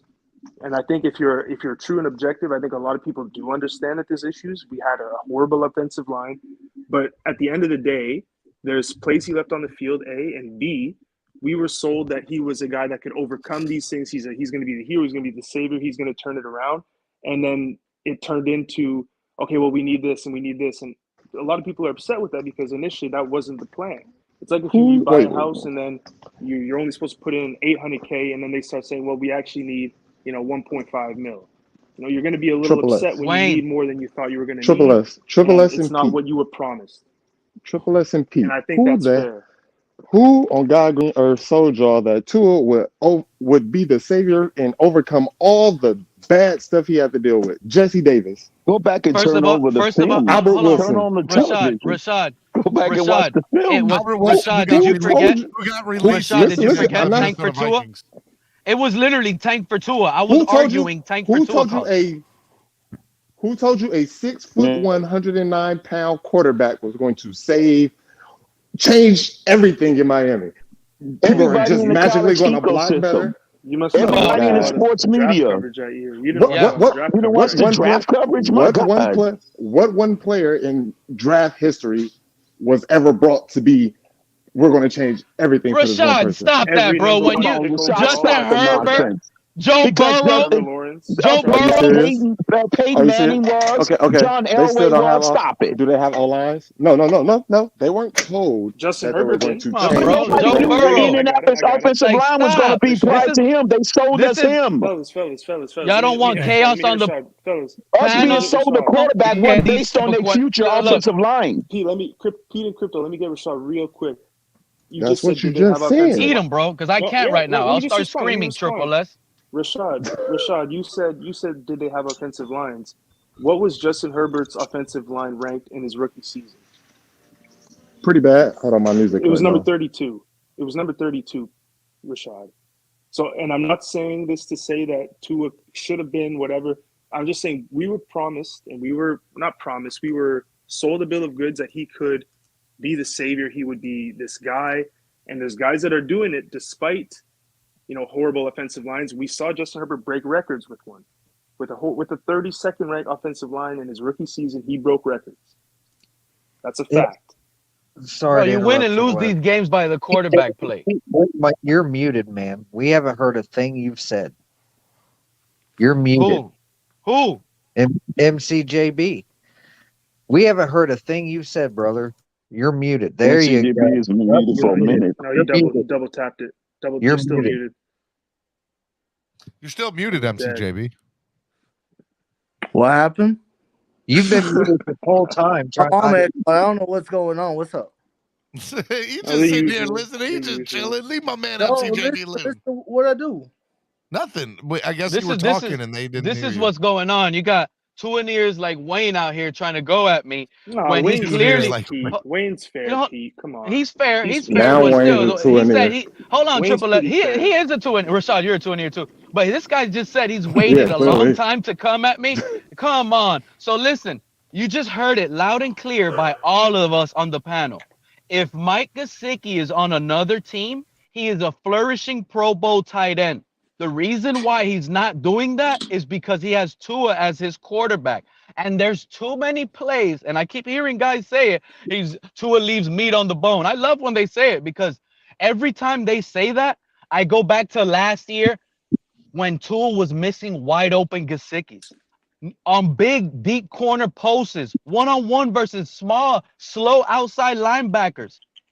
And wide open, and Tua's there checking it down. Hold up, bro. Like, come on, bro. Look what level 2 noob just put in. Look what level 2 noob just put in Discord. Level 2 noob. Oh man. I am too. That's funny. That is too funny, man. I'm not gonna lie. That made my morning right there. That was so good. All right, hey, look, Miami Sports Music's #1 Miami fan morning show. It's 1 o'clock, guys. I gotta go. I got stuff to do. We're gonna do quick final thoughts of the day. Wayne, final thought of the day. This is your first time up here. Final thought of the day. Wayne. I guess we're coming back to Wayne. Let's go to Triple S Podcast. Final thought of the day. Hey, man, thank you for having me up as usual. For my final thought, I'm going to just say what I was trying to say earlier when I kept cutting out. Basically, my problem with that 3rd and 3 throw to Chase Edmonds in the preseason game by Tua was that he had Cedric Wilson wide open for 6 yards past the sticks. Never looked at it. And there's it's not 100% success rate of Edmonds beating that first linebacker. It's going to be a high success rate, but not 100%. And if that was a big game and we don't get it, we're all going to be upset. So thank you for having me up, and everyone have a good day. Hey, man, I appreciate it, brother. Be good, all right? Peace. All right, Miami Sports Music's #1 Miami fan morning show. I do want to let you guys know that tonight at 9:15 p.m. Eastern Standard Time, I'm doing a Dolphin Chat Roundtable special episode. Mr. Daniel Oyefusi, TD Finstock, Reason, Douglas Durong, and myself for an hour. It's going to be epic. Make sure you guys tune in for that. All right, let's go to MCJB. Take yourself off mute and give me a final thought of the day, my friend. There's 24 hours in a day. Do something with your life. Get that work in, player. See ya. I ain't mad at you, MCJB, over here preaching. He said, what you doing with your 24 hours? Hey, just to remind y'all can still donate to the channel on days that, hey, look, it's just, donate. Help the channel grow. Come on. We'll let y'all know. Yeah. Y'all could have kicked me at any point. $7.40 donations today. Let's go. Let's get at least to $8.40. Okay? Donate to the channel. Help the channel grow. Now tonight there's no kicking, right? There's no kickoff tonight. There's no timeouts. You can't kick people off. No. None of that. Swear jar's off though. No swear jar tonight. No swear. And you only having those people, no panel, right? Yeah, no panel. Just those guys. It's a round table. It's a discussion. It's a special episode. Okay, it's not clock blockers. All right. All right. Let's go. Cap for life, since he complained. Cap for life. Final thoughts of the day. And I tried my best, man, but hopefully, Friday will be a little bit better of a donation period. But yeah, man, just thanks for dealing with the nonsense and the craziness today, man. You're a good dude. I love you guys. Even your crazy, outrageous takes. Yeah, we need a little crazy nowadays, man. Normal is overrated. Too bad we didn't have Daniel Jones. Too bad we don't have Daniel Jones, Steven. I know. I'm trying to get you $10 more. I know, right? Yeah, man. But hey, man, thank you guys, man. And yeah, man, everybody stay safe out there, man. All right, brother. Be good, man. Easy. All right, David, I did forget the $10 you sent me on Cash App, so that's $17.40 today. All right, let's go. JM CPT, what's up, man? Final thought of the day. What's good, bros? What's good, Dolphins? Man, my first thing I want to talk about this Skyler thing. I like the kid. Okay. I'm just curious about his injury history. I think we're carrying 3 injured quarterbacks. Yeah, it's been a while since he had the last injury, but he ain't been hit in the NFL yet. I don't know if he gonna take that hit on his shoulder because it's his throwing arm and that knee is the same knee. So look, I think we need to let him just develop. Just let him develop. That's what I'm saying. I agree. I think he's a developmental quarterback. I think he should be on the. Again, I still have a big problem with 3 quarterbacks, but if you want to keep him on because you're worried about the first 2 quarterbacks and their health, I think that I can at least I will live with him being on the 53, but just know that there's going to be some good players getting cut. Which is stupid that we signed a backup quarterback with an injury problem. Yeah, but I don't think Teddy's really going. I think Skyler's going to be the number 2. Teddy's going to be the 3rd option because Cutler made a good point. Teddy needs to be in the headphones. See, Teddy can help with the headphones all the way to the 3rd string. So they will throw Skyler in second and have Teddy, because Teddy, we know Teddy's better than Tua in the headphones, and he's damn sure better than Skyler. So I think that's what they would do for that. But anyway, on Friday, I forgot to tell you thank you, Steven. It was a great, tremendous show. You were the gentleman you were the one that donated a lot of money on Friday, right?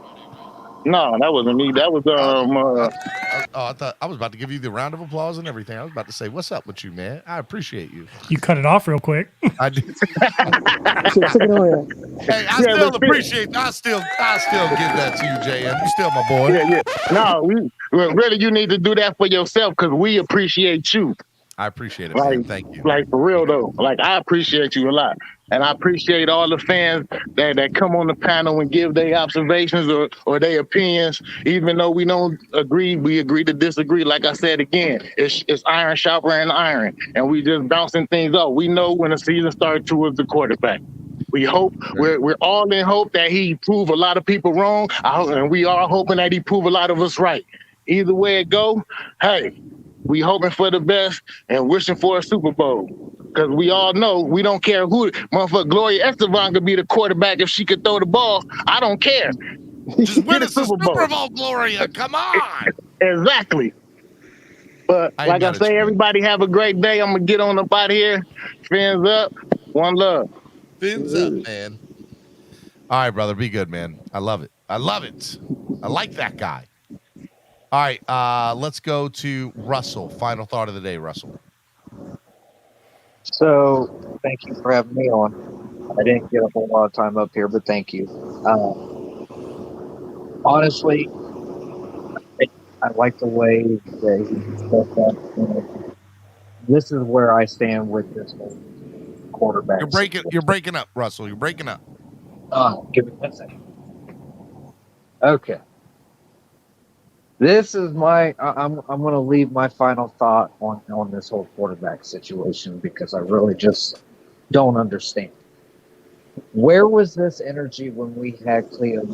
Was this energy when we had Sage Rosenthal? Where was this energy when we had Pat White? Where was this energy when we had all of these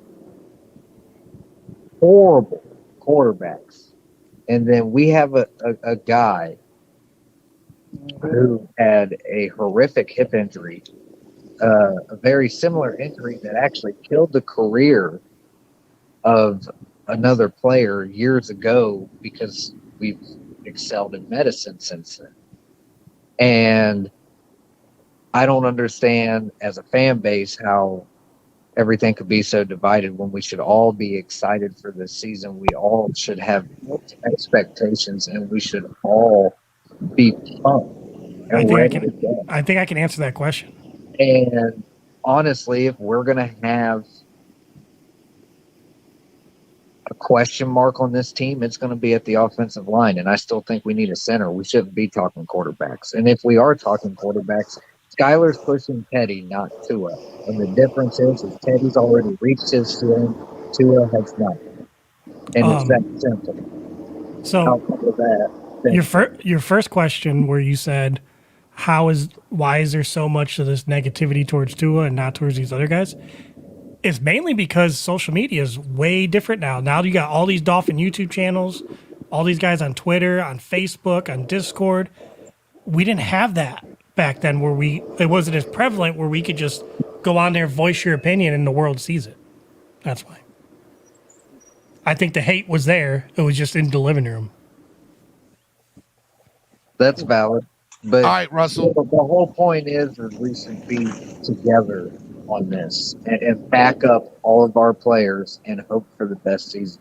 That's really where I stand with it. There's just too much Skyler this, Skyler that. Skyler is a 7th round rookie draft pick. Yes, he looks good. I am very impressed with his development as a player. He played the same offensive scheme essentially in Kansas State.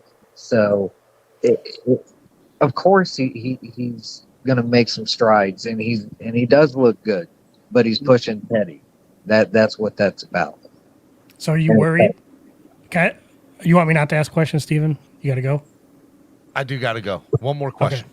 Okay. Are you worried that all of us talking about up Skyler and doing all that is like going to bring down Tua somehow, like bring down his morale or his? Okay. No, we have no effect on that. Look, players' morale is affected, number one, by how they're playing. Number two, their coaches. Mm-hmm. Well, we got rid of the problem coach in the building, so that I have no concerns other than this team going on a losing streak for whatever reason. Him getting injured could be a morale thing. Yeah, I just wanted to clarify because I want to make sure I understood what you were saying. All right, man. Russell, I love you. Get out of here. Thanks for having me on. Day. You're the man, brother. Roach, do me a big favor in 2 minutes or less. Explain to people what Discord is and why they should join our Discord. So Discord is a spot where you can continue this live chat you're all spewing at each other in. You could take it to Discord, continue going at each other and loving and hating each other and just debating and whatever you all want to do. We have a channel for Madden. So if you want to link up with somebody who has an Xbox or a PlayStation and challenge them to Madden, you can do that there. If you want to do the fantasy football, you hit up Rashad and you get into that. And that's where the communication is for that.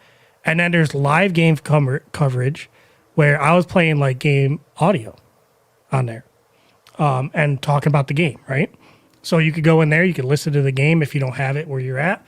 And then you can also just be rooms. So we have rooms for different topics that you can go in. And if you want a topic, you just tell me and I'll create a room for a topic.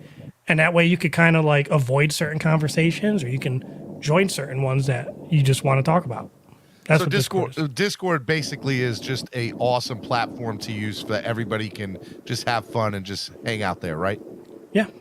And members have their own private chat, YouTube members. Join the Discord. The link is in the chat below. Make sure y'all join it. We got 39 people on Discord now. Can we get to 50 before the end of today?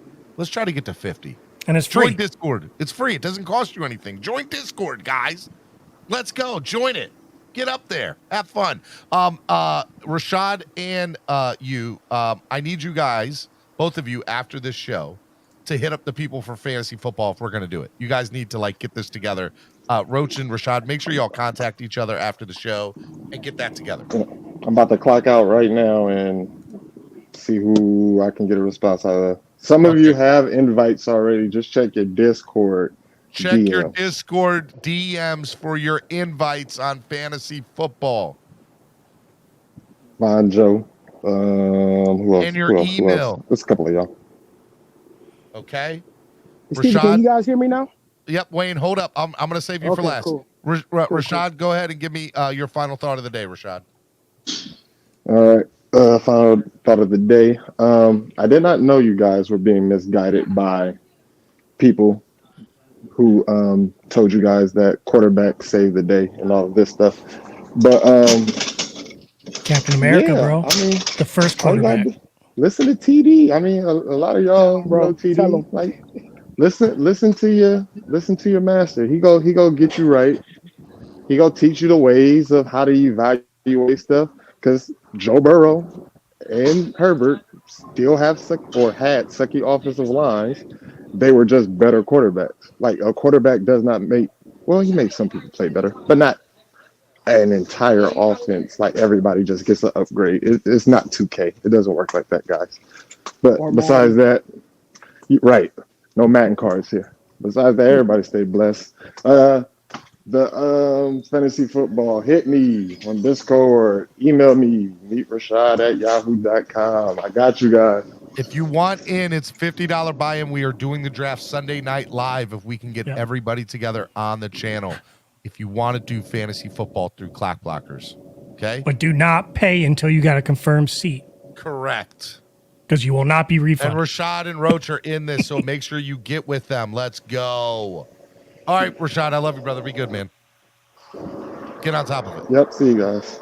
Noob's coming at you on Discord, bro. I know, I see that guy. Nice sign. I have a Tua tattoo. Guess where? Too much, bro. Why you have that sign at the game, man? I did not have that sign at the game. That is, it's in your hand. It is photoshopped very well. Very, very well. Crypto, final thought of the day. It's good show, Steven. I'm disappointed in you, but that's neither here nor there. Let's. It won't be the first. First of all, I don't need to listen to no masters. I have a set of eyes on my own to evaluate whether somebody's good or bad. So, if we've been sold a bill of goods, it's not based on somebody's future offensive line. It's based on what they was producing at the time they was producing those numbers. That's when you get sold the bill of goods. It's not saying, well, Andrew Luck is only going to be good because of this. He might have a good offensive line in Indianapolis. They was basing on Andrew Luck's success at the NFL level based on what he did at college. That's why Indy fans or everybody was sold a bill of goods when it come to him.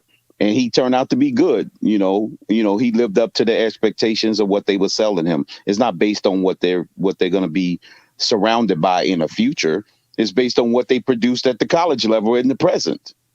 So that's what Triple S was getting at. That the Dolphins fan base was sold a bill of goods when it came to Tua or any quarterback that came through after Dan Marino. We were sold those goods. That's all that means. But as far as this 7th round mantra, we need to just drop that label right away. This guy is playing well above 7th round pick. It's not where you was drafted, it's who you draft. It's clear cut that he's better than Teddy, and he's closing in on number 1 real fast. So because of the politics, he won't be allowed to compete for the number 1 job. That's obvious. So the Skylar haters are just ridiculous at this point, because anybody that threatens the number 1 quarterback position automatically gets slandered by default, and it's unfair to Skylar. It's not Skylar's fault he was surrounded by trash in Kansas State. He showed you that once he gets a little bit of an upgrade like he did last week from Kansas State, everybody can agree that the Dolphins is better than Kansas State, and he looked a lot much better than he did in Kansas State. So what will happen if he gets another upgrade when he has the number 1s like Tyreek Hill and Jalen Waddle? So it will only be even more progression. So that's just by the normal way of, increasing your productivity based on what's around you. Everybody know that Skylar's got the goods when it comes to his intangibles as far as his physical attributes and where he has command of the offense. But you guys can't hate on him, Steven. Just let the guy be the guy. That's all, Steven. No hate here. It's all love. It's all spread kindness, positivity, and love here, Pete. I mean, Crypto, whatever your name is. Yeah. Wait, did you just use Pete as an insult? I just miscalled in a way. Pete. In a way, I think he used you as a derogatory word. I might have done that. That was not my intention. Man, Crypto, I love you. Just know that. Just know that, Crypto. I love you, brother. I'll accept it this time as a compliment. As a one-time. You call me Pete as a compliment. Thank you, Crypto. I appreciate that. I appreciate that. Get out of here, Crypto. Be good, man. I'm about to drop the biggest bomb on my way out this door. Okay, hold on, Roach. No, you're not even ready. What were you about to say, Crypto? No, Roach is about to say something to me. No, not to you. I was like, on my out, I'm going to drop a big bomb. Make a prediction for week 1. Okay. Ooh. All right. Get out of here, Crypto. Be good. All right. Pete, final thought of the day, because I'm letting Wayne have the final thought. You Wayne? Shout out to Wayne. He's Wayne. new. I know. I feel like he's new. He brought in a lot of stuff. Yeah.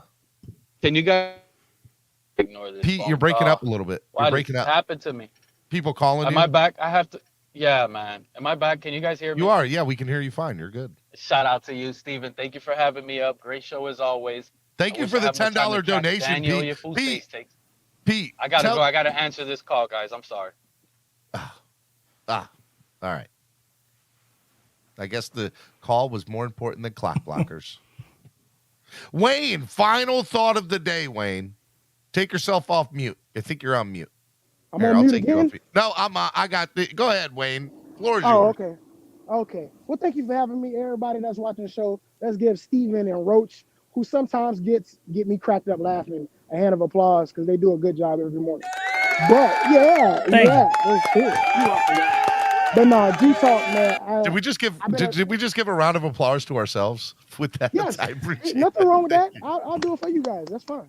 But anyway, like I was saying, you might not want to after I say what I'm going to say. Oh God, Roach, don't do it to us, bro. I'll be cracking up in the talks later. But anyway, like I'm saying, I've been a Dolphin fan since I was 6 years old. My mom was a Miami Dolphin cheerleader. That's what got me into being in the band and wanting to work with the Heat and the Dolphins and everything. But as a true fan, I can actually say common sense is not common all the time because fans put more of their emotions instead of actually looking at what they really should be looking at. That's what I'm about to do. Right. I don't forget what I see on the field. We never had a run game, never had an O-line. coaching was terrible last year. I wanted Brian Flores to work so well because honestly, I don't want to bring race in it, but as a black man, I wanted to see that coach do it because we've never had the chance. But you can't put race into anything. That's when it real. comes No, to being that's a on real the field. thing. I get that, Wayne.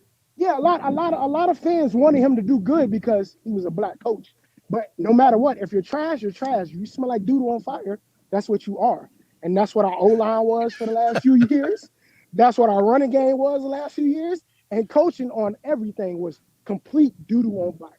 And that's the truth. A lot of guys got to realize that you can't expect a complete QB doo-doo on fire. I'm going to use that term. Your take, sir, was definitely doo-doo on fire. Oh, you know what I'm saying? But we got to sit back as fans and just relax. And don't forget, Justin Herbert, as good as he is, has still not made the playoffs. No, you're right. And to base off of what a lot of fans, especially Dolphin fans, want to do against Tua and the Tua-neers or whatever that crap is Tua hasn't made us to the playoffs. But everybody got to remember, in the Buffalo game, the defense didn't show up. The offensive weapons didn't catch the ball. Players don't catch the ball. Defense don't show up. Quarterback's going to suck too. Offensive line is going to suck. We need the defense to start off 7-1 and not 1-7 this year. We need that offense and the line. That's the biggest worry. I know a lot of fans worry about Tua, but it's not the quarterback so much. It truly is the O-line because that's what it's been for the last decade for the Dolphins. The O-line and the quarterback has always been the number 2 problems with the team. Let's see what actually happens with a real coach that actually invested into the weapons that we have. Because Skyler can be great, but he's still playing against third strings. That's the narrative everybody want to put out. But how can you say he's not doing good if he's playing with receivers that should be starting for our team? We didn't have nobody starting but Gesicki for the first team unit the other night, and he's dropping balls. Other players were dropping balls. But no matter what, Tua had command of the field with the starters. Even though it wasn't the complete starters, he did what he was supposed to do. Not look great in a preseason game, because nobody's going to look great in the preseason game, guys. It's preseason. Except for Skyler. No, Skyler looks awesome for what plateau he's been put on. Roach is trolling you, bro. I'm not trolling. I think Skyler looked great. That's not a troll. Really good, and I don't understand why fans have a problem, Tua fans or not, have a problem with a quarterback who's not the starter looking good. That is a good thing to have, guys. With it. No, but the problem is, Steven, is the fans that overdo it and their blind hate for Tua is the reason why they try to push the Skyler narrative so hard. Stop that, guys. Let's actually see what our quarterback, who was fully healthy, because remember, his rookie year, he shouldn't have played. He should have been redshirted the whole year. It should have been Fitztragic. That's his real name, because I've never been a fan of Fitztragic. That's his real name. He should have never been the one. Fitztragic's best years of his career, his entire long tenure, was with the Dolphins. All 32 teams said the same thing, and guess what happened? He still was trash. He did pretty good with Buffalo too, bro. Nah. Did they make the playoffs? Actually, I think they did with him. Not with him. I don't think I thought they did with him, and then he got his contract, and then he went down the tank. No, they didn't make. Yeah, he got that contract before they even played the season, and they still didn't go to the playoffs. But that's okay. That's another story for them. If that's what happened, that's what happened. Yeah, but my thing is, I enjoy the show, guys. I love you guys for doing what you do.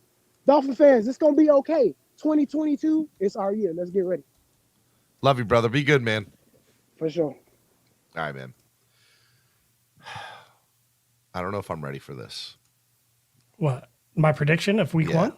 Yeah. I think we're going to lose week 1. And I think you're wrong. And I think it's going to be Judon is the reason. I think he's just going to tear up Tua, and I think it's just going to be bad, man. Miami's going to put up 40 points against them. I hope it doesn't happen. I hope we win. If Tua's out there, man, I'm eating 40 burgers. There isn't no way. I'm ready to eat some 40 burgers. There isn't no way Tua's going to stiff arm Judon and then throw a 20-yard bomb to a wide receiver. It ain't going to happen. But if Skyler was out there, just so you know, Master at Work is watching this and now has clipped it. And now we have given him video. Good. People need to know. Videos. Well, Master at Work's a Patriots fan. That's fine.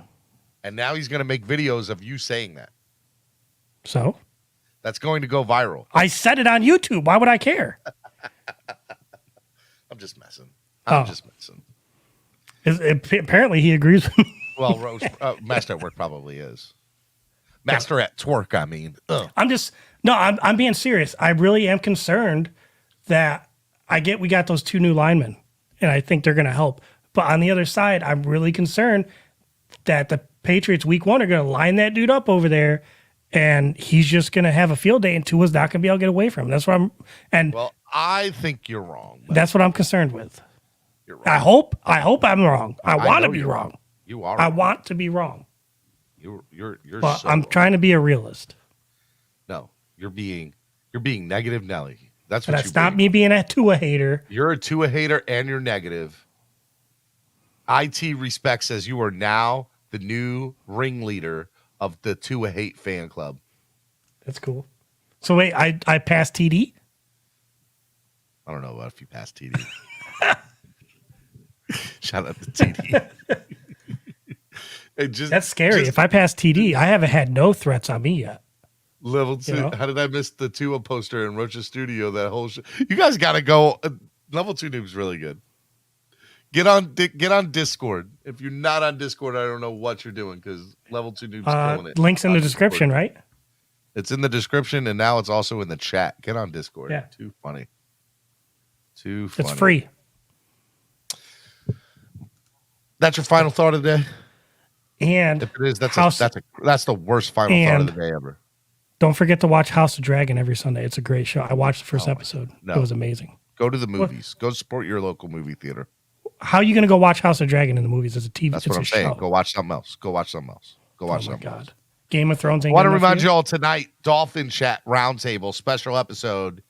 Mr. Daniel Oyefusi, Mr. TD Fins Talk, Mr. Reason from Finside the NFL, and Dougley Durong and Steven Daniels from Clock Blockers, right here on the Miami Sports Music Podcast Network. A special #Dolphin Chat episode. We're having a roundtable discussion. I'm excited about this one, guys. It's going to be a lot of fun. It's at 9:15 Eastern Standard Time tonight. 9:15 Eastern Standard Time tonight. Make sure you guys are here for this one. It's going to be a lot of fun. It's going to be good. Your buddy Master at Work said he's going to be on there too. No, he's not. Yeah, I'm excited. It's going to be a great show tonight. Hope you all enjoyed the show today. Donate to the channel if you enjoyed the show today. Everybody right now donate $2. If you think I'm wrong, donate $2. Yeah, if you think you're wrong about Roach, donate $2. Donate 20. Donate 100. Donate $1 million. If anybody wants to donate $1 million, don't do it on YouTube. Do it on Cash App, PayPal, because there's less fees that come out of there. But I'm just saying, you can. Yeah, you won't lose $300K. Yeah, don't give YouTube 500,000. I love you guys. You guys are the best fans in the world. Tomorrow is whatchamacallit? You didn't pay it to me. Yeah, tomorrow's Wildin' Out Wednesday. I thought today was. I know. It's Wildin' Out Tuesday. That's how you know the season's getting close. I know. People are ready, man. My anxiety, my fears are coming out. And I'm like, that's fine. That's fine. You know what? It's really me just speaking my fears. That's all. Everybody has fears.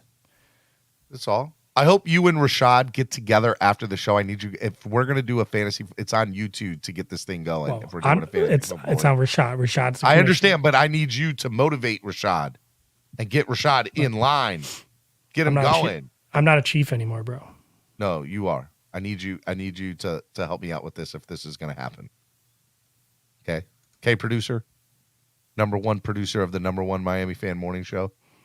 Clock Blockers. Give me my 1970s music. All righty.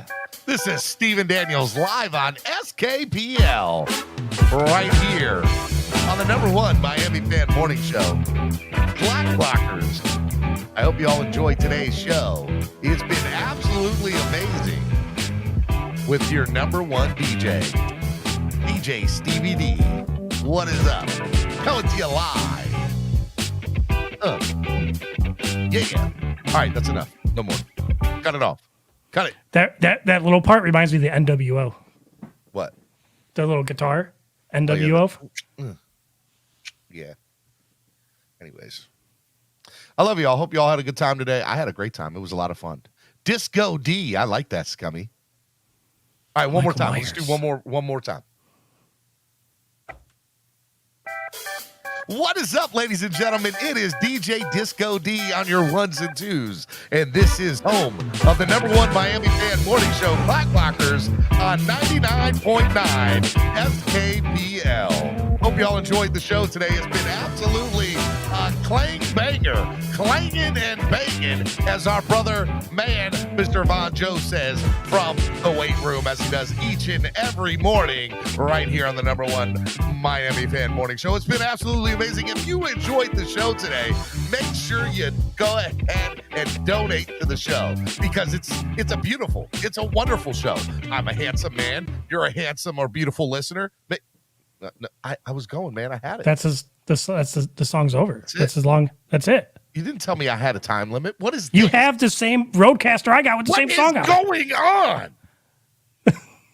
You should know this. Disappointment in you, Roach. Just pure disappointment from you. I was in it. I was there. I can restart it again. No, that's all right. DJ Disco D. I can play some Miley Cyrus. No, because then I'll get flagged, and I don't want to get flagged. Tomorrow's Wildin' Out Wednesday. Hope you all enjoy it. It's going to be a lot of fun. My final thought of the day is... What time do we need to come back tonight? Tonight? Yes. You need to be here at 9, to be ready to go at 9. I want you in front of your TVs, your computers, your phones. Make sure everything's charged up. And I'm putting this out right now. If you want to take me on the PS5 in Madden 23 and lose... Get on Discord. Just get on Discord. Tell them to get on Discord. And hit me up. We need to get on Discord if you want to do that. Yep. Go in there, put your PlayStation account name so we can friend you, and then we can embarrass you. Because now we're at 41 people. We're at 41 people. I love it.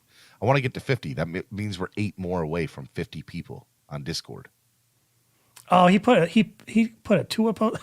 He put Alex with a Skylar behind. That's too funny. Who's this noob? Noob is killing it. Y'all are missing it. It's good stuff. All right, I will see y'all tomorrow. Enjoy it. I gotta go. I got stuff to do. People to see. I won't see y'all tomorrow. I'll see y'all tonight. Right? Tonight? Yeah. Tonight, the Dolphin Chat Roundtable, 9 p.m. or 9:15 p.m. Eastern Standard Time. But be ready to go at 9. Okay? Just be ready. Okay? Okay. All right. Oh, MCJB, it doesn't matter if you have a PS5. You can have PS4 too. Yeah. Technology's great nowadays. Absolutely amazing. Get out of here, guys. Be good. Love y'all. We'll see y'all tonight, and we'll see y'all tomorrow right here on the Miami Sports Music Podcast Network.